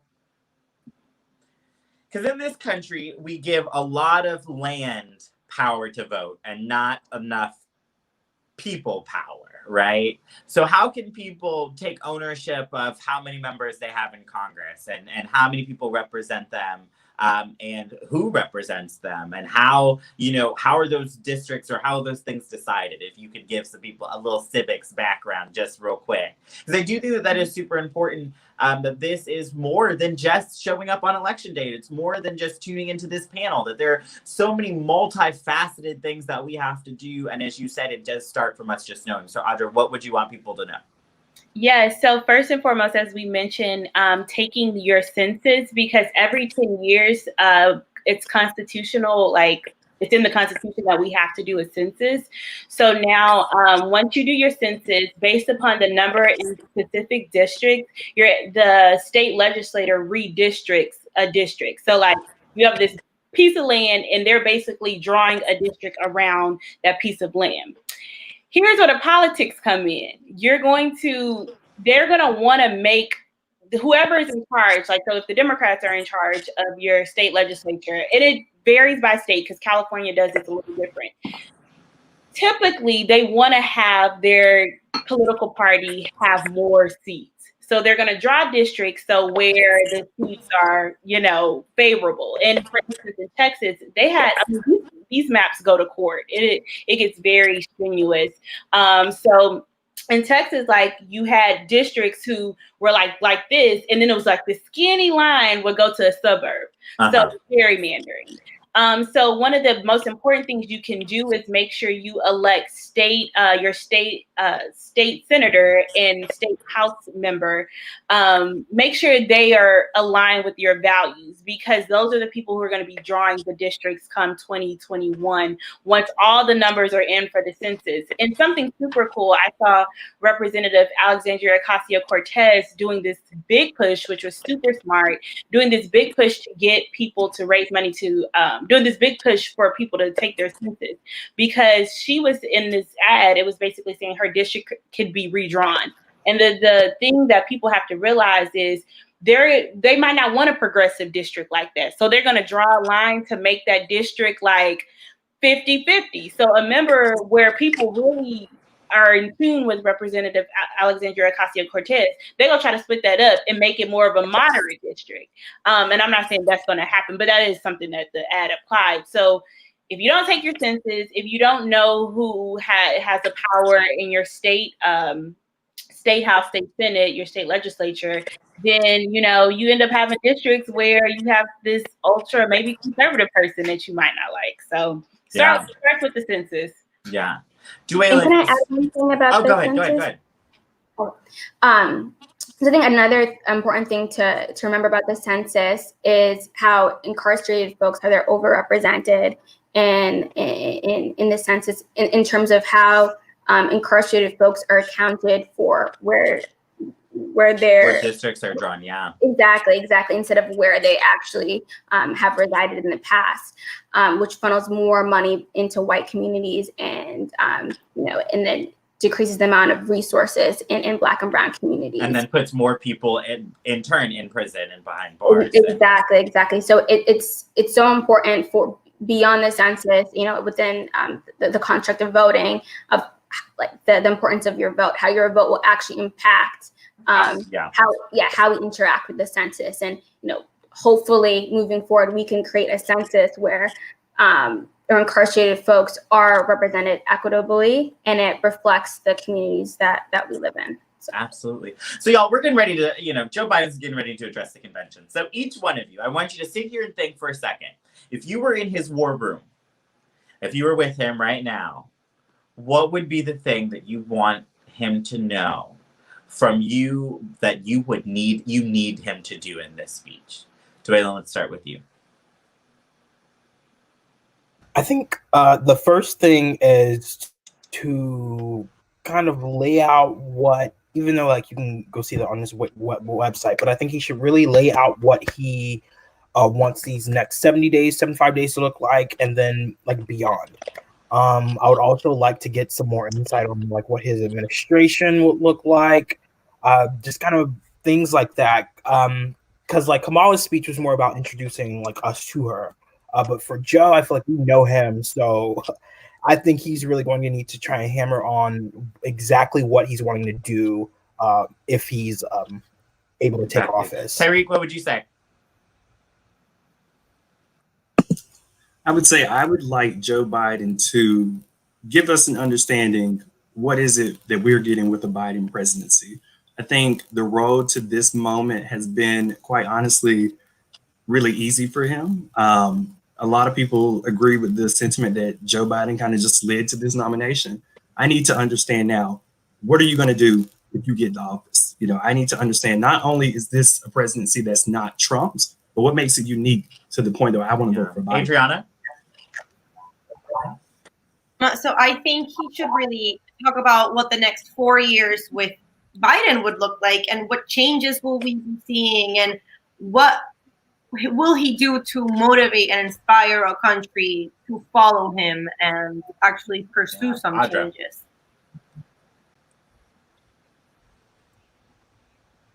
Sorry, I was on mute. I'm talking about a little Charlemagne, the guy. He posted one of his friends on Fox News, and she said something that I resonated with. And she was just saying, like, accept what the past was. Like, say this is what I did. This is where my head was in the past, especially with the criminal justice reform bill, or criminal justice bill, I should say. And then just a path forward. Like, what are you looking forward to do? And honestly, like, how do you want us to engage your administration? And like step by step. So writing him letters, you know, doing that. What does he want? How does he want to hear from the people in his administration during his administration? Simbi. You're muted. Don't invoke Obama and fall on your own grace. So actually, that is really good, because that was the thing that really was turning me off for a while, especially as we get to take, as we're moving further away from the Obama-Biden president administration, we're able to look at it more critically. We're able to see the actual damage that was done over that, you know what I'm saying? Because at the end of the day, this is something that's come up all week, that we have to realize is that the presidency itself, the institution, is going to be violent to someone, to some group. That's just how it happens. You have control of nuclear power that no one should ever have. You know what I'm saying? Like that in the context of things. So how do we lessen that harm? How do we make sure that when harm happens, that we address it, that we knock it on the head?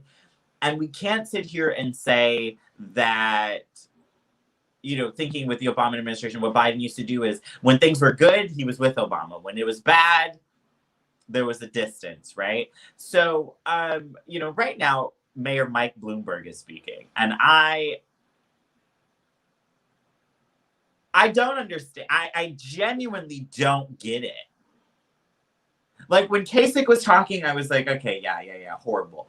But y'all, this is seriously what's happening right now at the Democratic National Convention. He also spoke in 2016. You know, Simbi, what are your thoughts? You know, as we're sitting here having this racial reckoning, and Mike Bloomberg, as the damn mayor of New York City, you know, was extensively responsible to damage to Black and brown communities. And yet here he is at this convention. I think this is a moral failing on the DNC. I think this is, again, representative of how tone deaf they are to the consciousness of America, to the consciousness of Black and brown communities. I think this is, again, prioritizing big money above big ideals. And if they continue, then they won't continue. So yeah, I mean, you know, Audra, what is, you know, someone coming from Houston, Texas, you know, on the ground, what is it that your family's needing, and what are they wanting? You know, not just from Joe Biden, Kamala Harris, but just from future forward. Policy wise, or just in general, you know, because I think that there's one thing for me I've noticed, you know, I'm an abolitionist. I believe in a world without prisons, borders, without Homeland Security, without ICE, you know, without the Department of Defense, all of these things. that's going to take a very long time to get people on board for that. And I realized that when I talk to my dad, when I talk to my grandmother, when I talk to my family members who tell me the specific things that they just want to make it to the next day. They want to be able to live. They want economic security and stability. The bigger stuff that I'm talking about to them is so far-fetched that they don't want to engage. So kind of in that realm. I get you. I will say something that has not really been mentioned, even on the big stage during the primary, is mental health care. I know Tim Ryan mentioned that.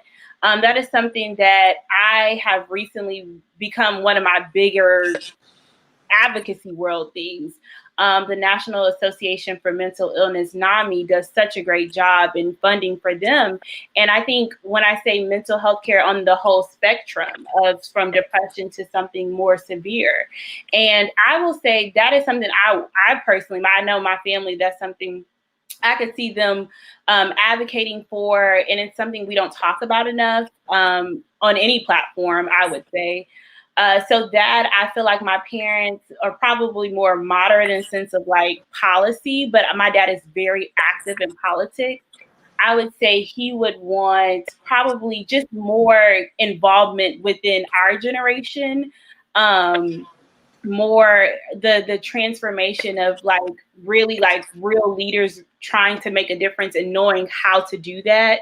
And that's something I think that's super cool about like my family, because my dad is very like active. Like he ran to be an elector for the Electoral College and won in Texas. So, those are like, it's that type of background. But I would say the everlasting involvement in politics is something I would say my family needs or is wanting from everybody, from the political party, and making sure the political party talk about it. And I just thought about this. One other thing my dad said that the Dems are failing at is teaching people the ropes of politics.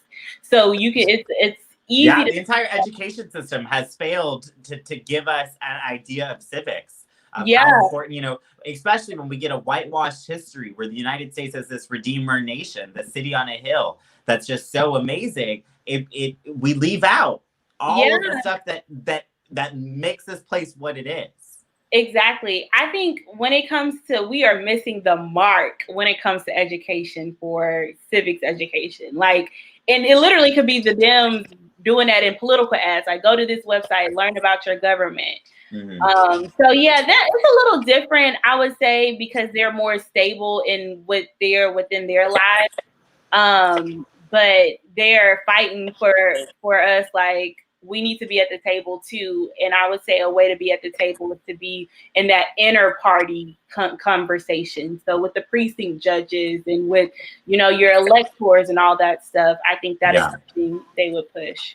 Duela, with your family, also being in the South, and from someone who did support Joe Biden early on Monday, we had Mayor Ragland on, who, I've invoked a few times this week of, he was one of the, an early set of mayors to support Joe Biden, and his district, overwhelmingly supported Joe Biden, overwhelmingly. Yet there were candidates, up and down in our primary that, would have radically, drastically changed it and improved the life of Black folks in this country. Elizabeth Warren, Julian Castro, just to name two, that drastically would have changed our lives. So, Dwaylen, what is it that people that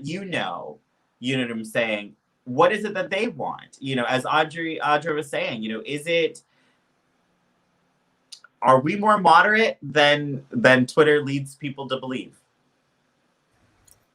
I 100% think that's like true. I don't think the country is at a point to where it is as liberal as it should be, and I do think that it is definitely a more center. Like, I don't know. I was listening to this podcast with Jim Clyburn the other day, and he was talking about how every 4 years the country goes from left to right. It always has to swing through the middle to get back to. And I've never really thought about it like that, but that's someone who's been in Congress for decades. So for me in my head, that's what I think like we're at. Like I think like when I talk to my mom and my brother and stuff, they were also Joe Biden supporters, but they were also like I said earlier, like I don't think Black people have had the luxury of being able to only vote with ourselves and our priorities in mind.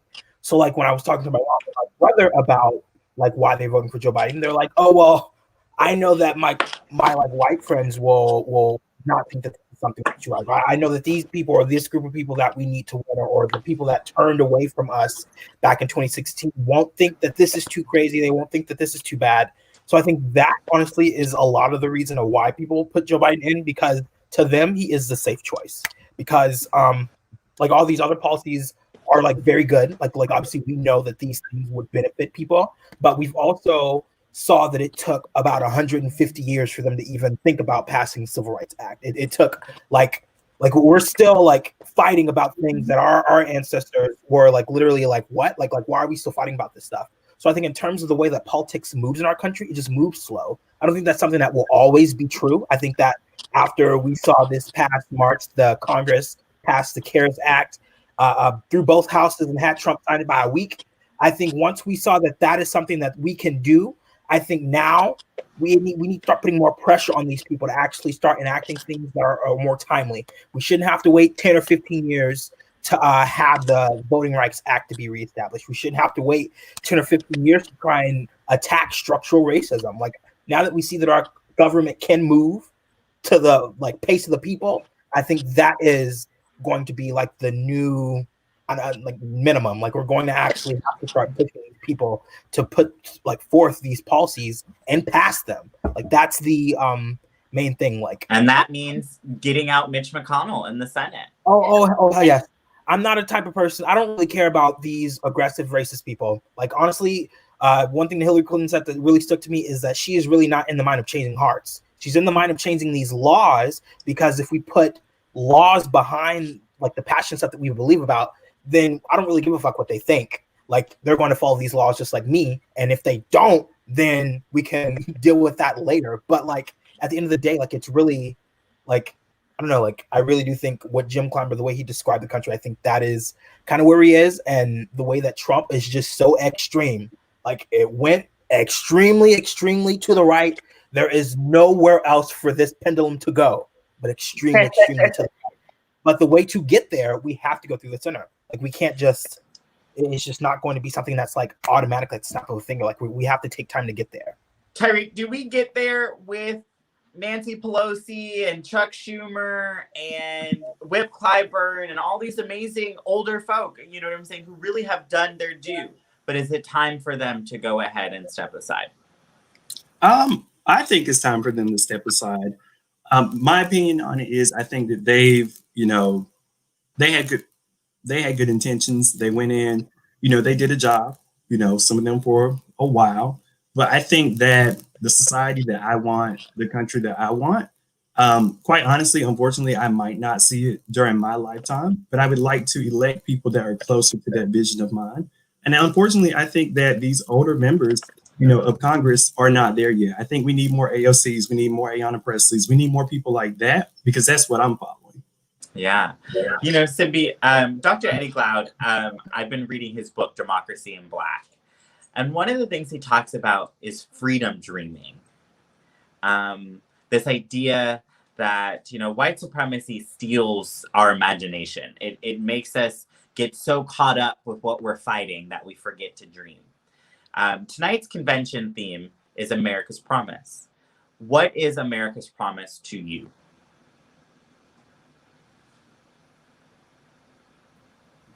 That is a tough question. What is America's Promise? Or what would you like it to be? Because that's also real. You know, it's not as promising to all of us, to everyone.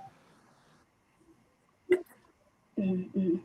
Yeah, I think I just want to feel safe and cared for and protected. I think the way that Black women have continuously put our bodies, our minds, and our spirits on the line for this democracy, I want to do the same. Adriana, what about you? So I'm waiting for that moment. America's Promise to me, it's like, it's not an attempt to bring back traditional values, but it's our time to like establish and create our new values. Equal treatment, health, safety, protection, a true, like I want to see a true commitment to growth. And I want to see us being able to have equal opportunities for all of us, regardless of our roots. A promise to like reach like the country's full potential and kind of push a reset button on the last 4 years. I don't think these upcoming next 4 will be enough, but I think it gets me excited, and I want to see how he's going to address, how him and Kamala are going to address issues and gain America's trust while also holding the country to higher standards, definitely Absolutely. higher than the Okay, ones let's we go have ahead now. and tune into the convention. Our dad will be. He will be tough, And honest. caring, and principled. He'll listen. He'll be there when you need him. He'll tell you the truth even when you don't want to hear it. He'll never let you down. He'll be rock steady. The strongest shoulder you can ever lean on. He'll beam with pride every time you succeed.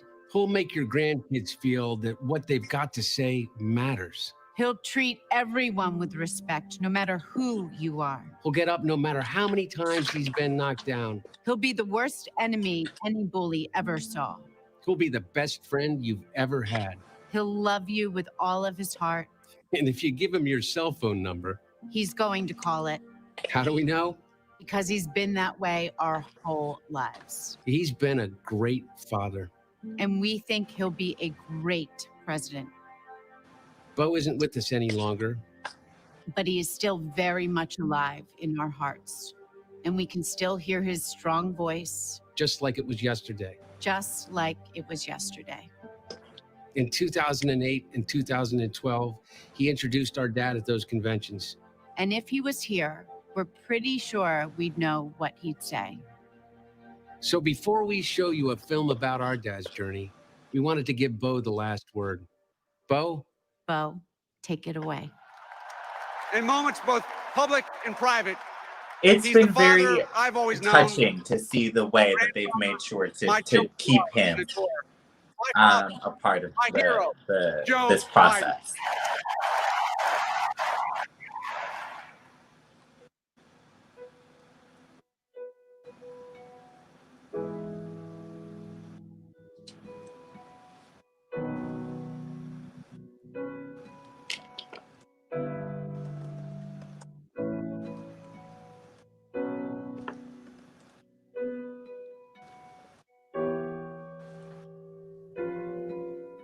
Our lives have been turned upside down, shattered, and shaken. But the American story has had moments like this before. And he was there, answering the call. When we came into office in 2009, we were going through what was then the worst financial and economic crisis since the Great Depression. The economy was hemorrhaging hundreds of thousands of jobs a week. People were losing their homes to foreclosure. The financial system was in tatters.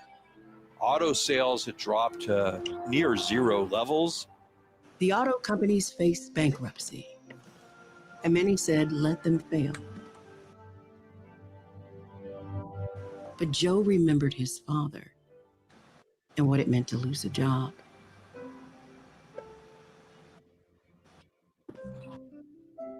The Finnegans and Bidens were Irish Catholic.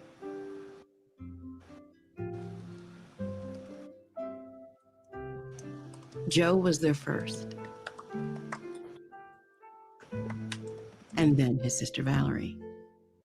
From the moment I opened my eyes, my big brother was there. The thing that was most important was family and family and family. As the post-war boom faded, Joe's father struggled to find work in Scranton. But 140 miles south, there was a job cleaning boilers in Wilmington. There was a long stairway up to the second floor.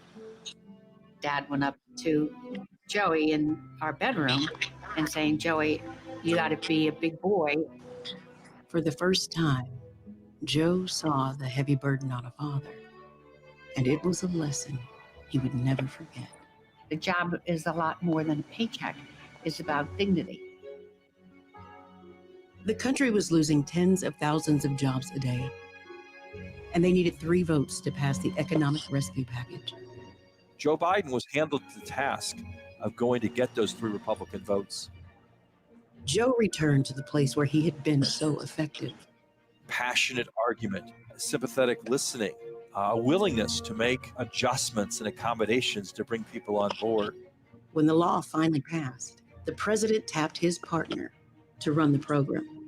Joe tracked every dollar, calling mayors and governors. Talking to them on the phone, one-on-one. He gave all of them his cell phone. And I watched him bring his heart to that job. It matters that you have in your mind the family that you're trying to reach, the neighborhood that you're trying to reach, the people whose lives are affected by what you do. The skills that had made him so effective had not come easy.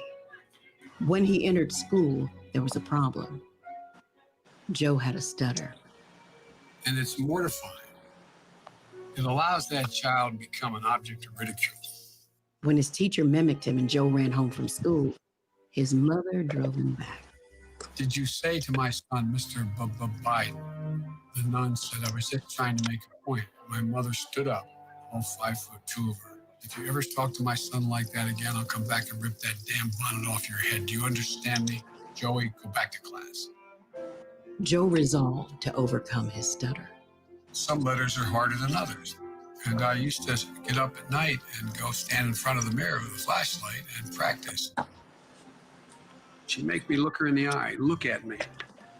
Remember, Joey, you're the smartest boy in that class. Nobody's better than you, Joey. From having to deal with stuttering, it gave me insight into other people's pain, other people's suffering. At 19, Joe sought out a summer job that few of his peers considered taking. He was a lifeguard along with the black lifeguards. That's when I first seen Joe, and we became friends. It was one of the best things I've ever done because it gave me a sense that we really didn't know one another. After Martin Luther King Jr. was assassinated, riots broke out in Wilmington, and the National Guard stayed for almost a year. I quit the law firm and asked for a job to become a public defender. That's what sort of got me involved in politics. J. Caleb Boggs was a popular war hero in a solidly Republican state. You know, I'm just gonna go ahead and just preface. I am already underwhelmed. And we're gonna get into all of it when it's over, but I hope this speech gives me something more than this video's given. I don't know. Yesterday, maybe it was because I don't know what it was about last night, but it was so energetic, like everything building up to Kamala speaking, that it at least like kept you invited. And now I'm just not captivated at all. But we'll check back in soon. Not just that, well, I agree with what you're doing, is, what can I do to help? Delaware is the first state. J. Caleb Boggs, who is the incumbent Republican, being challenged by Joseph Biden. Biden is a Democrat who's 29 years of age. But exhilaration soon turned to tragedy.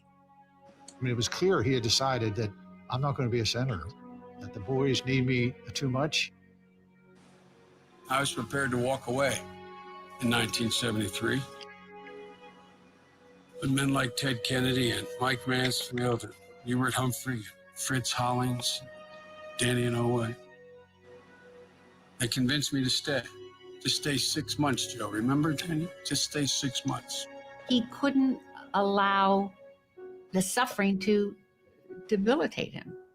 Just like he couldn't allow the stuttering to define him. That's the backbone.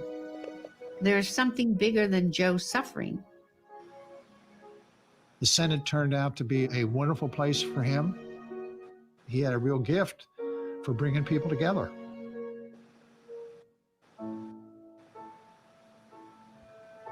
The three of them had a bond that was forged in sorrow and expanded into joy when Jill entered. They had built this beautiful family, this circle of trust. And then the extra gift of Ashley, Growing up, it was full of adventure, laughter. We do everything as a family, and we've always done everything as a family. He was always a good, loving father. I mean, there's nothing more important to Joe than his children. It's hard to explain how ever present he was in our lives. You don't have to guess what my dad believes. A great benefit of being my father is that he doesn't have to contort himself into different people at different times. Bo was going to do fine things. I mean, he had it all. And then he got sick. The whole world tilted. And it felt like we were all falling off. Once again, Joe faced the unimaginable. My mother, she said, bravery resides in every heart, and someday it will be summoned.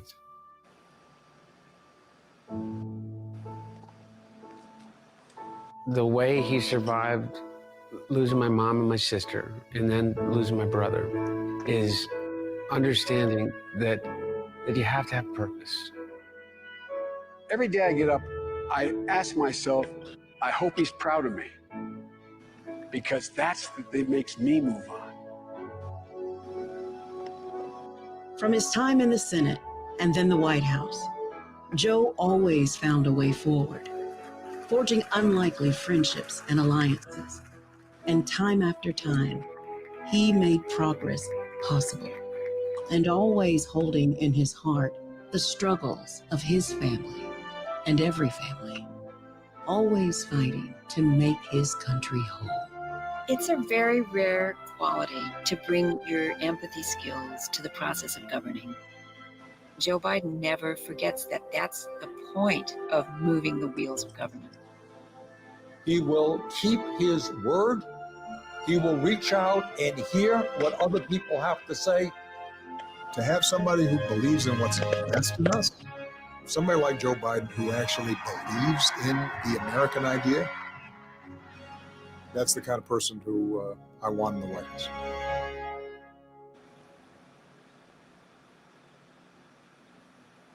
All right, here we go. Good evening. Ella Baker, a giant of the civil rights movement, left us with this wisdom: give people light, and they will find the way. Give people light. Those are words for our time. The current president has cloaked American darkness for much too long. Too much anger, too much fear, too much division. Here and now, I give you my word. If you entrust me with the presidency, I will draw on the best of us, not the worst. I'll be an ally of the light, not the darkness. It's time for us, for we the people, to come together. And make no mistake, united we can and will overcome this season of darkness in America. We'll choose hope over fear, facts over fiction, fairness over privilege. I'm a proud Democrat, and I'll be proud to carry the banner of our party into the general election. So it's with great honor and humility, I accept this nomination for President of the United States of America. But while I'll be a Democratic candidate, I will be an American president. I'll work hard for those who didn't support me, as hard for them as I did for those who did vote for me. That's the job of a president, to represent all of us, not just our base or our party. This is not a partisan moment. This must be an American moment. It's a moment that calls for hope and light and love, hope for our future, light to see our way forward, and love for one another. America isn't just a collection of clashing interests of red states or blue states. We're so much bigger than that. We're so much better than that.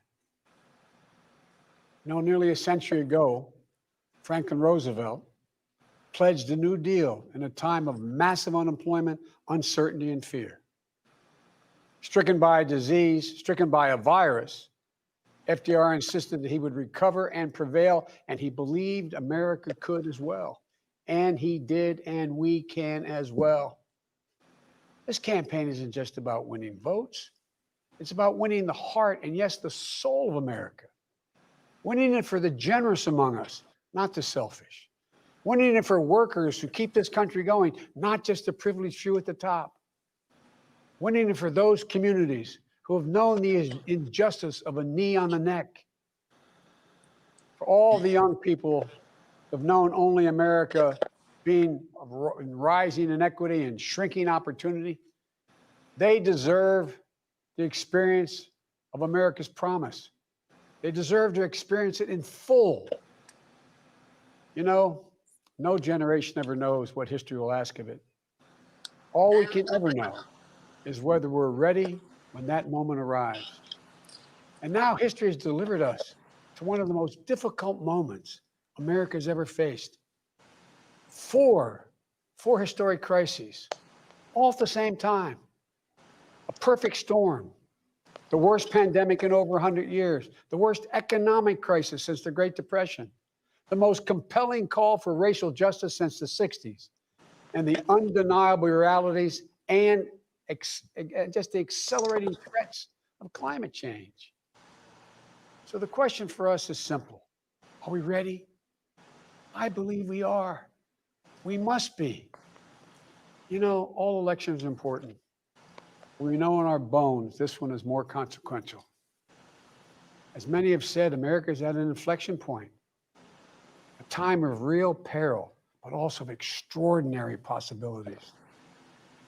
We can choose a path of becoming angrier, less hopeful, more divided, a path of shadow and suspicion, or we can choose a different path and together take this chance to heal, to reform, to unite, a path of hope and light.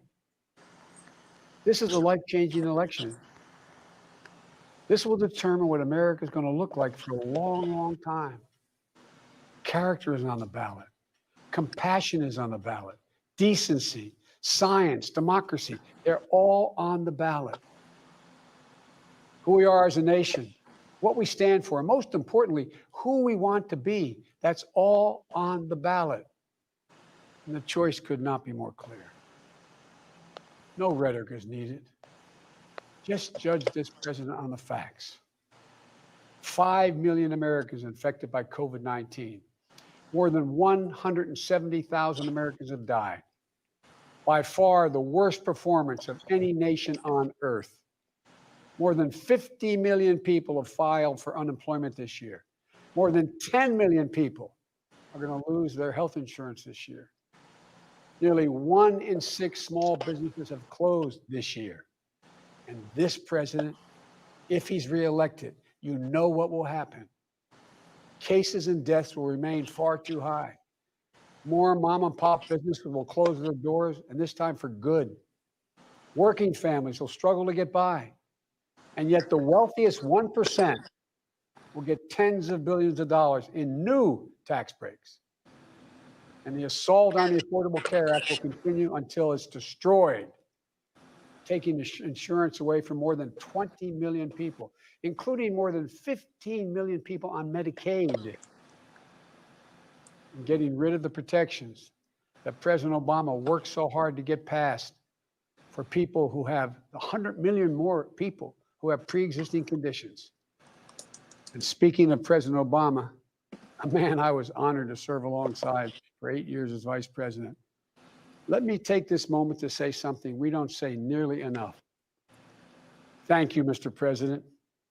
You were a great president, a president our children could and did look up to. No one's going to say that about the current occupant of the White House. What we know about this president is if he's given 4 more years, he'll be what he's been for the last 4 years. The president takes no responsibility, refuses to lead, blames others, cozies up to dictators, and fans the flames of hate and division. He'll wake up every day believing the job is all about him, never about you. Is that the American you want for you, your family, your children? I see a different America, one that's generous and strong, selfless and humble. It's an America we can rebuild together. As president, the first step I will take were to get control of the virus that has ruined so many lives. Because I understand something this president hasn't from the beginning. We will never get our economy back on track. We will never get our kids safely back in schools. We'll never have our lives back until we deal with this virus. The tragedy of where we are today is it didn't have to be this bad. Just look around. It's not this bad in Canada or Europe or Japan or almost anywhere else in the world. And the president keeps telling us the virus is going to disappear. He keeps waiting for a miracle. Well, I have news for him. No miracle is coming. We lead the world in confirmed cases. We lead the world in deaths. Our economy is in tatters with Black, Latino, Asian American, Native American communities bearing the brunt of it. And after all this time, the president still does not have a plan. Well, I do. If I'm your president, on day one, we'll implement the national strategy I've been laying out since March. We'll develop and deploy rapid tests with results available immediately. We'll make the medical supplies and protective equipment that our country needs. We'll make them here in America, so we will never again be at the mercy of China or other foreign countries in order to protect our own people. We'll make sure our schools have the resources they need to be open, safe, and effective. We'll put politics aside. We'll take the muzzle off our experts so the public gets the information they need and deserve. Honest, unvarnished truth. They can handle it. We'll have a national mandate to wear masks, not as a burden, but as a patriotic duty to protect one another. In short, we'll do what we should have done from the very beginning. Our current president has failed in his most basic duty to the nation. He's failed to protect us. He's failed to protect America. And my fellow Americans, that is unforgivable. As president, I'll make you a promise. I'll protect America. I will defend us from every attack, seen and unseen, always, without exception, every time. Look, I understand. I understand how hard it is to have any hope right now. On this summer night, let me take a moment to speak to those of you who have lost the most. I have some idea how it feels to lose someone you love. I know that deep black hole that opens up in the middle of your chest and you feel like you're being sucked into it. I know how mean, and cruel, and unfair life can be sometimes.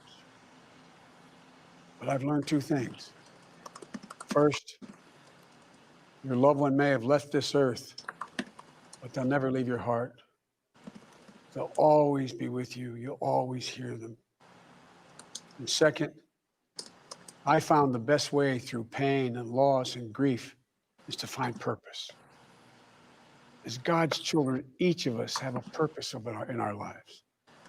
We have a great purpose as a nation to open the doors of opportunity to all Americans, to save our democracy, to be a light to the world once again, and finally to live up to and make real the words written in the sacred documents that founded this nation, that all men and women are created equal, endowed by their Creator with certain inalienable rights, among them life, liberty, and the pursuit of happiness. You know, my dad was an honorable, decent man. He got knocked down a few times pretty hard, but he always got back up. He worked hard, and he built a great middle-class life for our family. He used to say, Joey, I don't expect the government to solve my problems, but I sure in hell expect them to understand them. And then he'd say, Joey, a job is about a lot more than a paycheck. It's about your dignity. It's about respect. It's about your place in the community. It's about being able to look your kid in the eye and say, honey, it's going to be okay, and mean it. I've never forgotten those lessons. That's why my economic plan is all about jobs, dignity, respect, and community. Together we can and will rebuild our economy. And when we do, we'll not only build back, we'll build back better. With modern roads, bridges, highways, broadband, ports and airports as a new foundation for economic growth, with pipes that transport clean water to every community, with 5 million new manufacturing and technology jobs, so the future is made in America. With a healthcare system that lowers premiums, deductibles, drug prices, by building on the Affordable Care Act he's trying to rip away. With an education system that trains our people for the best jobs of the 21st century. There's not a single thing American workers can't do. And where cost doesn't prevent young people from going to college and student debt doesn't crush them when they get out. With a child care and elder care system that makes it possible for parents to go to work and for the elderly to stay in their homes with dignity. With an immigration system that powers our economy and reflects our values. And with newly empowered labor unions. They're the ones that built the middle class. With equal pay for women, with rising wages, you can raise a child on, a family on. And yes, we're going to do more than praise our essential workers. We're finally going to pay them. Pay them. We can and we will deal with climate change. It's not only a crisis, it's an enormous opportunity. An opportunity for America to lead the world in clean energy and create millions of new, good-paying jobs in the process. And we can pay for these investments by ending loopholes, unnecessary loopholes, and the president's $1.3 trillion tax giveaway to the wealthiest 1% and the biggest, most profitable corporations, some of which do not pay any tax at all. Because we don't need a tax code that rewards wealth more than it rewards work. I'm not looking to punish anyone. Far from it. But it's long past time the wealthiest people and the biggest corporations in this country pay their fair share. And for our seniors, Social Security is a sacred obligation, a sacred promise made. They paid for. The current president is threatening to break that promise. He's proposing to eliminate a tax that pays for almost half the Social Security without any way of making up for that lost revenue, resulting in cuts. I will not let that happen. If I'm your president, we're going to protect Social Security and Medicare. You have my word. One of the most powerful voices we hear in the country today is from our young people. They're speaking to the inequity and injustice that has grown up in America. Economic injustice, racial injustice, environmental injustice. I hear their voices. If you listen, you can hear them too. And whether it's the existential threat posed by climate change, the daily fear of being gunned down in school, or the inability to get started in your first job, it will be the work of the next president to restore the promise of America to everyone. And I'm not going to have to do it alone, because I'll have a great vice president at my side. Senator Kamala Harris. She's a powerful voice for this nation. Her story is the American story. She knows about all the obstacles thrown in the way of so many in our country. Women, Black Americans, South Asian Americans, immigrants, the left out and the left behind. But she's overcome every obstacle she's ever faced. No one's been tougher on the big banks and the gun lobby. No one's been tougher in calling out the current administration for its extremism, its failure to follow the law, its failure to simply tell the truth. Kamala and I both draw from our families. That's where we get our strength. For Kamala, it's Doug and their families. For me, it's Jill and ours. I've said many times, no man deserves one great love in his life, let alone two. But I've known two. After losing my first wife in that car accident, Jill came into my life. She put our family back together. She's an educator, a mom, a military mom, and an unstoppable force. If she puts her mind to it, just get out of the way. She's going to get it done. She was a great second lady. And I know she'll make a great first lady for this nation. She loves this country so much. And I'll always have the strength that can only come from family. Hunter, Ashley, all our grandchildren, my brothers, my sister, they give me courage. They lift me up while he's no longer with us. Bo inspires me every day. Bo served our nation in uniform. A year in Iraq, a decorated Iraqi war veteran. So I take very personally and the profound responsibility of serving as commander-in-chief. I'll be a president who will stand with our allies and friends and make it clear to our adversaries the days of cozying up to dictators is over. Under President Biden, America will not turn a blind eye to Russian bounties on the heads of American soldiers. Nor will I put up with foreign interference in our most sacred democratic exercise, voting. And I'll always stand for our values of human rights and dignity. I'll work in common purpose for a more secure, peaceful, and prosperous world.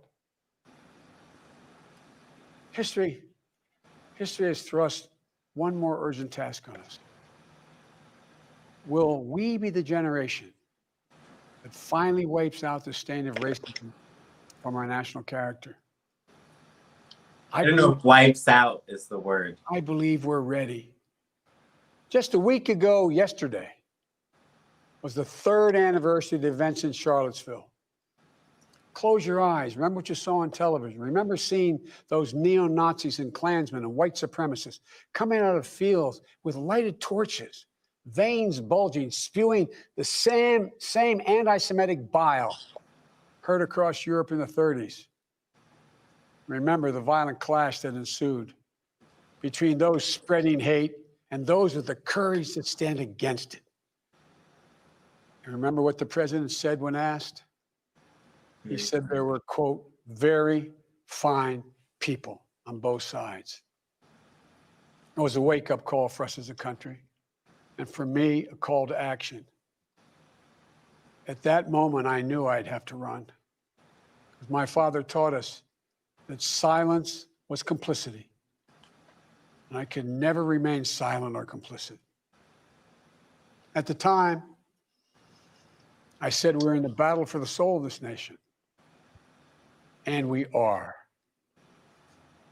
You know, one of the most important conversations I've had this entire campaign was with someone who was much too young to vote. I met with 6-year-old Gianna Floyd the day before her daddy, George Floyd, was laid to rest. She's an incredibly brave little girl. I'll never forget it. When I leaned down to speak to her, she looked in my eyes and she said, and I quote, "Daddy changed the world. Daddy changed the world." Her words burrowed deep into my heart. Maybe George Floyd's murder was a breaking point. Maybe John Lewis's passing the inspiration. But however it's come to be, however it's happened, America's ready, in John's words, to lay down, quote, the heavy burden of hate at last, and to end the hard work of rooting out our systemic racism. You know, American history tells us that it's been in our darkest moments that we've made our greatest progress, that we found the light. In this dark moment, I believe we're poised to make great progress again, that we can find the light once more. You know, many people have heard me say this, but I've always believed you can define America in one word: possibilities. The defining feature of America: everything is possible. That in America, everyone, and I mean everyone, should be given an opportunity to go as far as their dreams and God-given ability will take them. We can never lose that. In times as challenging as these, I believe there's only one way forward. As a united America, united in our pursuit of a more perfect union, united in our dreams of a better future for us and for our children, united in our determination to make coming years bright. Are you ready? I believe we are. This is a great nation. We're a good and decent people. For the Lord's sake, this is the United States of America. And there's never been anything we've been able to accomplish when we've done it together. The Irish poet Seamus Heaney once wrote, "History says, don't hope on this side of the grave, but then, once in a lifetime, the longed-for tidal wave of justice can rise up and hope and history rhyme. This is our moment to make hope and history rhyme. With passion and purpose, let us begin, you and I together, one nation, under God, united in our love for America, united in our love for each other. For love is more powerful than hate. Hope is more powerful than fear. And light is more powerful than dark. This is our moment. This is our mission. May history be able to say that the end of this chapter of American darkness began here tonight, as love and hope and light join in the battle for the soul of the nation. And this is a battle we will win, and we'll do it together. I promise you. Thank you, and may God bless you, and may God protect our troops.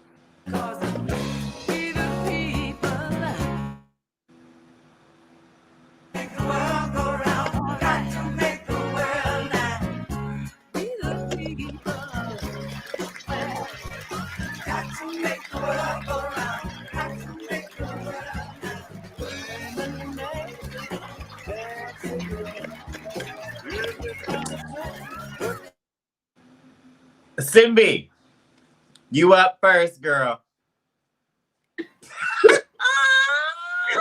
I don't know what we just saw.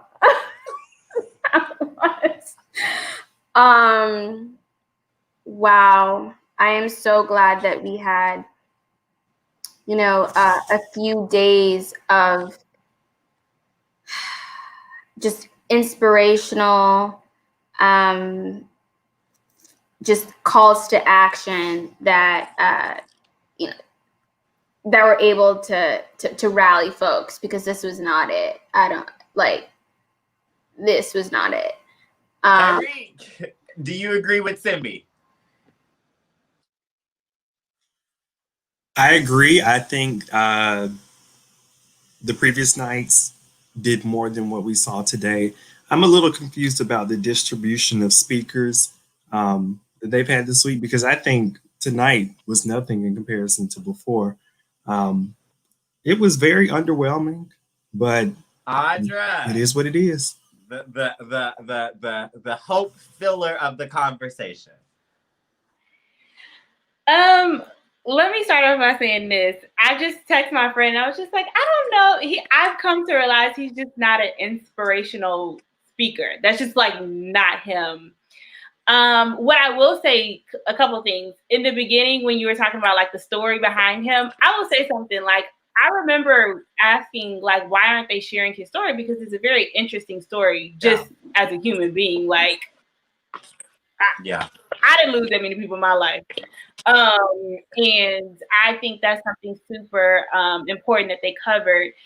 I will say it just wasn't inspiring, but I will say one of the most important things he said, which is something we have to actually really hold accountable, is foreign interference in our elections, in the aspect of like, these Twitter bots and Russia's influence literally in the 2016 election by being on social media. It was just a speech. I don't know. It was a speech. And I don't think it was bad. Would you agree? You know what? This That's is a Joe good Biden's ex-convention speech. Like, he's given a lot, right? Kamala, that was her first one, the most important one for her to do. She absolutely had to do it, you know, and she did the thing. Dwaylen, what are you feeling? And as y'all are talking, I'm gonna pull up the convention too. I'm gonna keep the sound off. But anyways, Dwaylen, what are you feeling? Well, I think this is kind of like a downside for having a Big Tent, is like it's kind of hard to kind of specifically come out for all these people. But I think that for the intended audience for who the conventions are historically for, I think for the people who are probably teetering on the line, I will now go back and kind of think about the state of the country and where we're at, because we're not in a place where anyone in their lifetime has ever seen, unless you were living through, I mean, this like Spanish flu in 1918, but I mean, that's like unlikely. But I do think that it was, I don't know, like I think it could have been a lot more passionate, but like kind of like Audra said, he's not necessarily an inspiring figure, so I don't think we weren't going to get that. I think he was being honest. I think he kind of just laid out the facts of what's going on, and he, like I said earlier, like he put out his plan about what he wants to do once he takes office.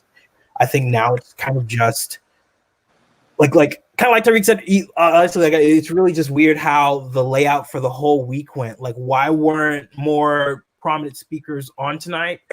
But I guess in their head, the prominent speaker is him. He is the keynote. He is the face of the party now. He is our nominee. So I see why he was supposed to be the biggest person of the night. But hell, even an Oprah Winfrey or something coming out tonight would have helped tremendously, like a lot. Hell, Oprah, a wink from a Beyonce Knowles Carter, something. But I think for the intended audience, like the tweet I sent you where he said the bar is low, but at least the bar was cleared. I think, like I said, the bar was low, but he cleared it. He cleared that bitch. Adriana, what are your thoughts? What you got? I love that last comment. I completely agree. Yes, the bar was low, but he hit it. But in terms of like political communications, which is like what I do on my day-to-day basis, I think he was very underwhelming. And I think he resonated to a particular audience, an audience that felt comfortable with him talking that way and that he wasn't too enthusiastic. So in that perspective, he did nail it. But for the hungry ones like we are, it wasn't enough. We are kind of forced to just smile and nod and just be like, okay, we'll take it. And I want to see more of an effort, kind of. And I know he's older and he has a different political style than what we are hungry for. But I think he needs to pay attention to this younger crowd over here. Like, he didn't really speak much to us. And at the end of the day, we're the ones that are going to go, like, we're the hungry ones that are going to go out and vote and, like, put the passion into it. And we're the ones that are going to go out in 4 years again. So I want to see how he evolves in these next couple of months, because there has to be some sort of evolution in terms of the way he communicates to America broadly. Yeah. You know, y'all, this week, things are just, you know, for months, for years, things have just not been normal. Normal, it never worked. Normal worked for a certain set of people. The one thing that we really failed to do after 2016 was to really address the questions and the things that got us to the moment that we were in. What did we do? Not even just talking about an election, but what did we do to abdicate our own power, to take control of our communities? And that's why I was so big on doing these conversations, these community conversations, because the reality is, these are the pieces that we got. So how do we be the most strategic with what we got, what we have? How do we crystallize on local and state levels movement work, what's happening in communities? How do we get more people that really fight for the people in elected office? But as you know, Simpy said, is how do we in our everyday communities and everyday relationships build better futures, build better worlds, build better, more possible opportunities? So I want to give each one of you a chance to just leave a parting message, right? You know, if if somebody watches you talk, and this is the only thing that they've heard, you say, what did you want to leave them with about this moment that we're in and about building, a better future for all of us? Adriana, you want to go first? Yeah, I think this moment is significant in the sense that we now have the opportunity to actually get change. We've seen how dark things can get, and we really need that little ray of sunshine to get us through. And I think that little tiny ray of sunshine that is being given to us by Joe and Kamala is something that we can really hold on to and just try to use it as a building block in order to create that path forward that we're so desperate for.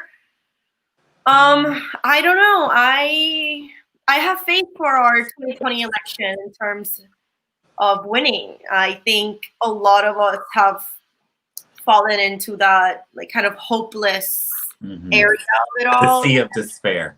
Exactly. And I think we're trying to find that ladder, trying to find that little rope to pull us out of this gray area. So hopefully they don't ruin their, I don't know what can happen. Politics changes every day. It's a crazy circus over here, but I don't know. I want to see more. I definitely want to see more. I mean, I think the Democrats are solidified in their choices, but let's see how it goes. Yeah. Tyreek, you're muted. Sorry. I think I would say for me, I'm just thinking about growing up, just the America that I thought I lived in contrast to the experience that I'm having now, the understanding that I have now. And I just want to move forward to that vision I mentioned earlier of what I want America to look like. Probably won't happen within the next, few years of my lifetime, but one day I hope we could get there. But I think that Biden and Harris have a lot of work to do to get to the White House. I am feeling good too about the election. I think slightly more confident than I thought I was going to initially. Yeah. But I feel pretty good about it. But they do have the work to do. I think right now in the times of COVID-19 and social distancing, you can't do a lot of gatherings. They'll have to be creative. They have to be a little different. But hopefully that themselves and their team, they can be innovative and they can make it work to the White House. Yeah. Audra. Yes. So I would say just to everybody, find your purpose in this arena. I think we all have a voice and we all have a God-ordained purpose in life, really, but in particular, the political spectrum right now. So find that and go for it. And I would encourage everybody, if you have some time, do an internship on Capitol Hill because it really helps. And they're paying now. Most of these offices are paying, so make sure you get your money.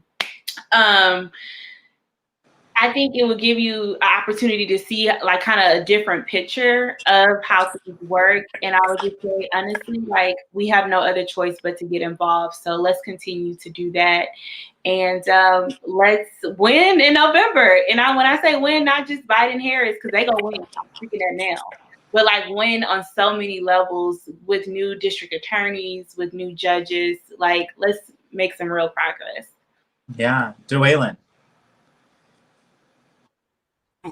I honestly, I really do feel like our country is at a crossroads, and I feel like people say that all the time, but I really, in my heart, believe that this election is going to change the course of all our lives, whether we like it or not. So we might as well try and get involved and push our elected officials to be the best that they can be. And a lot of people, if you knew in 2016, I know a couple people in 2016 that did not vote. They didn't think it would have been worth the vote. And I don't think that any of us have time for that right now because honestly, we're at a crossroad and I don't know what 4 more years of this evil man in office will do to our country, but I know for a fact that it just will not be good for anybody at all. And it's just terrifying. So I really hope that people get involved, especially if you see that there are issues and stuff and things that you want to be changed. Get involved and be the part to try and make that change, and hold these people accountable. Like if Biden and Harris, if not when they get this like role when they're president and vice president, we're still going to, like Stefan said yesterday, we're still going to need to be in the streets. We're going to need to be protesting and getting them to know that we put them there and we can get them out again, just like we got Trump out. Absolutely. Simbi, you got the last word. Unmute. Sorry. So like Dwaylen said, I think that we're in a period of a moral reckoning in this country about our collective consciousness. And I think that the tide of justice won't be changed by the presidency alone. I think that the executive office is part of that, which is why it's so important for us to get the right folks in.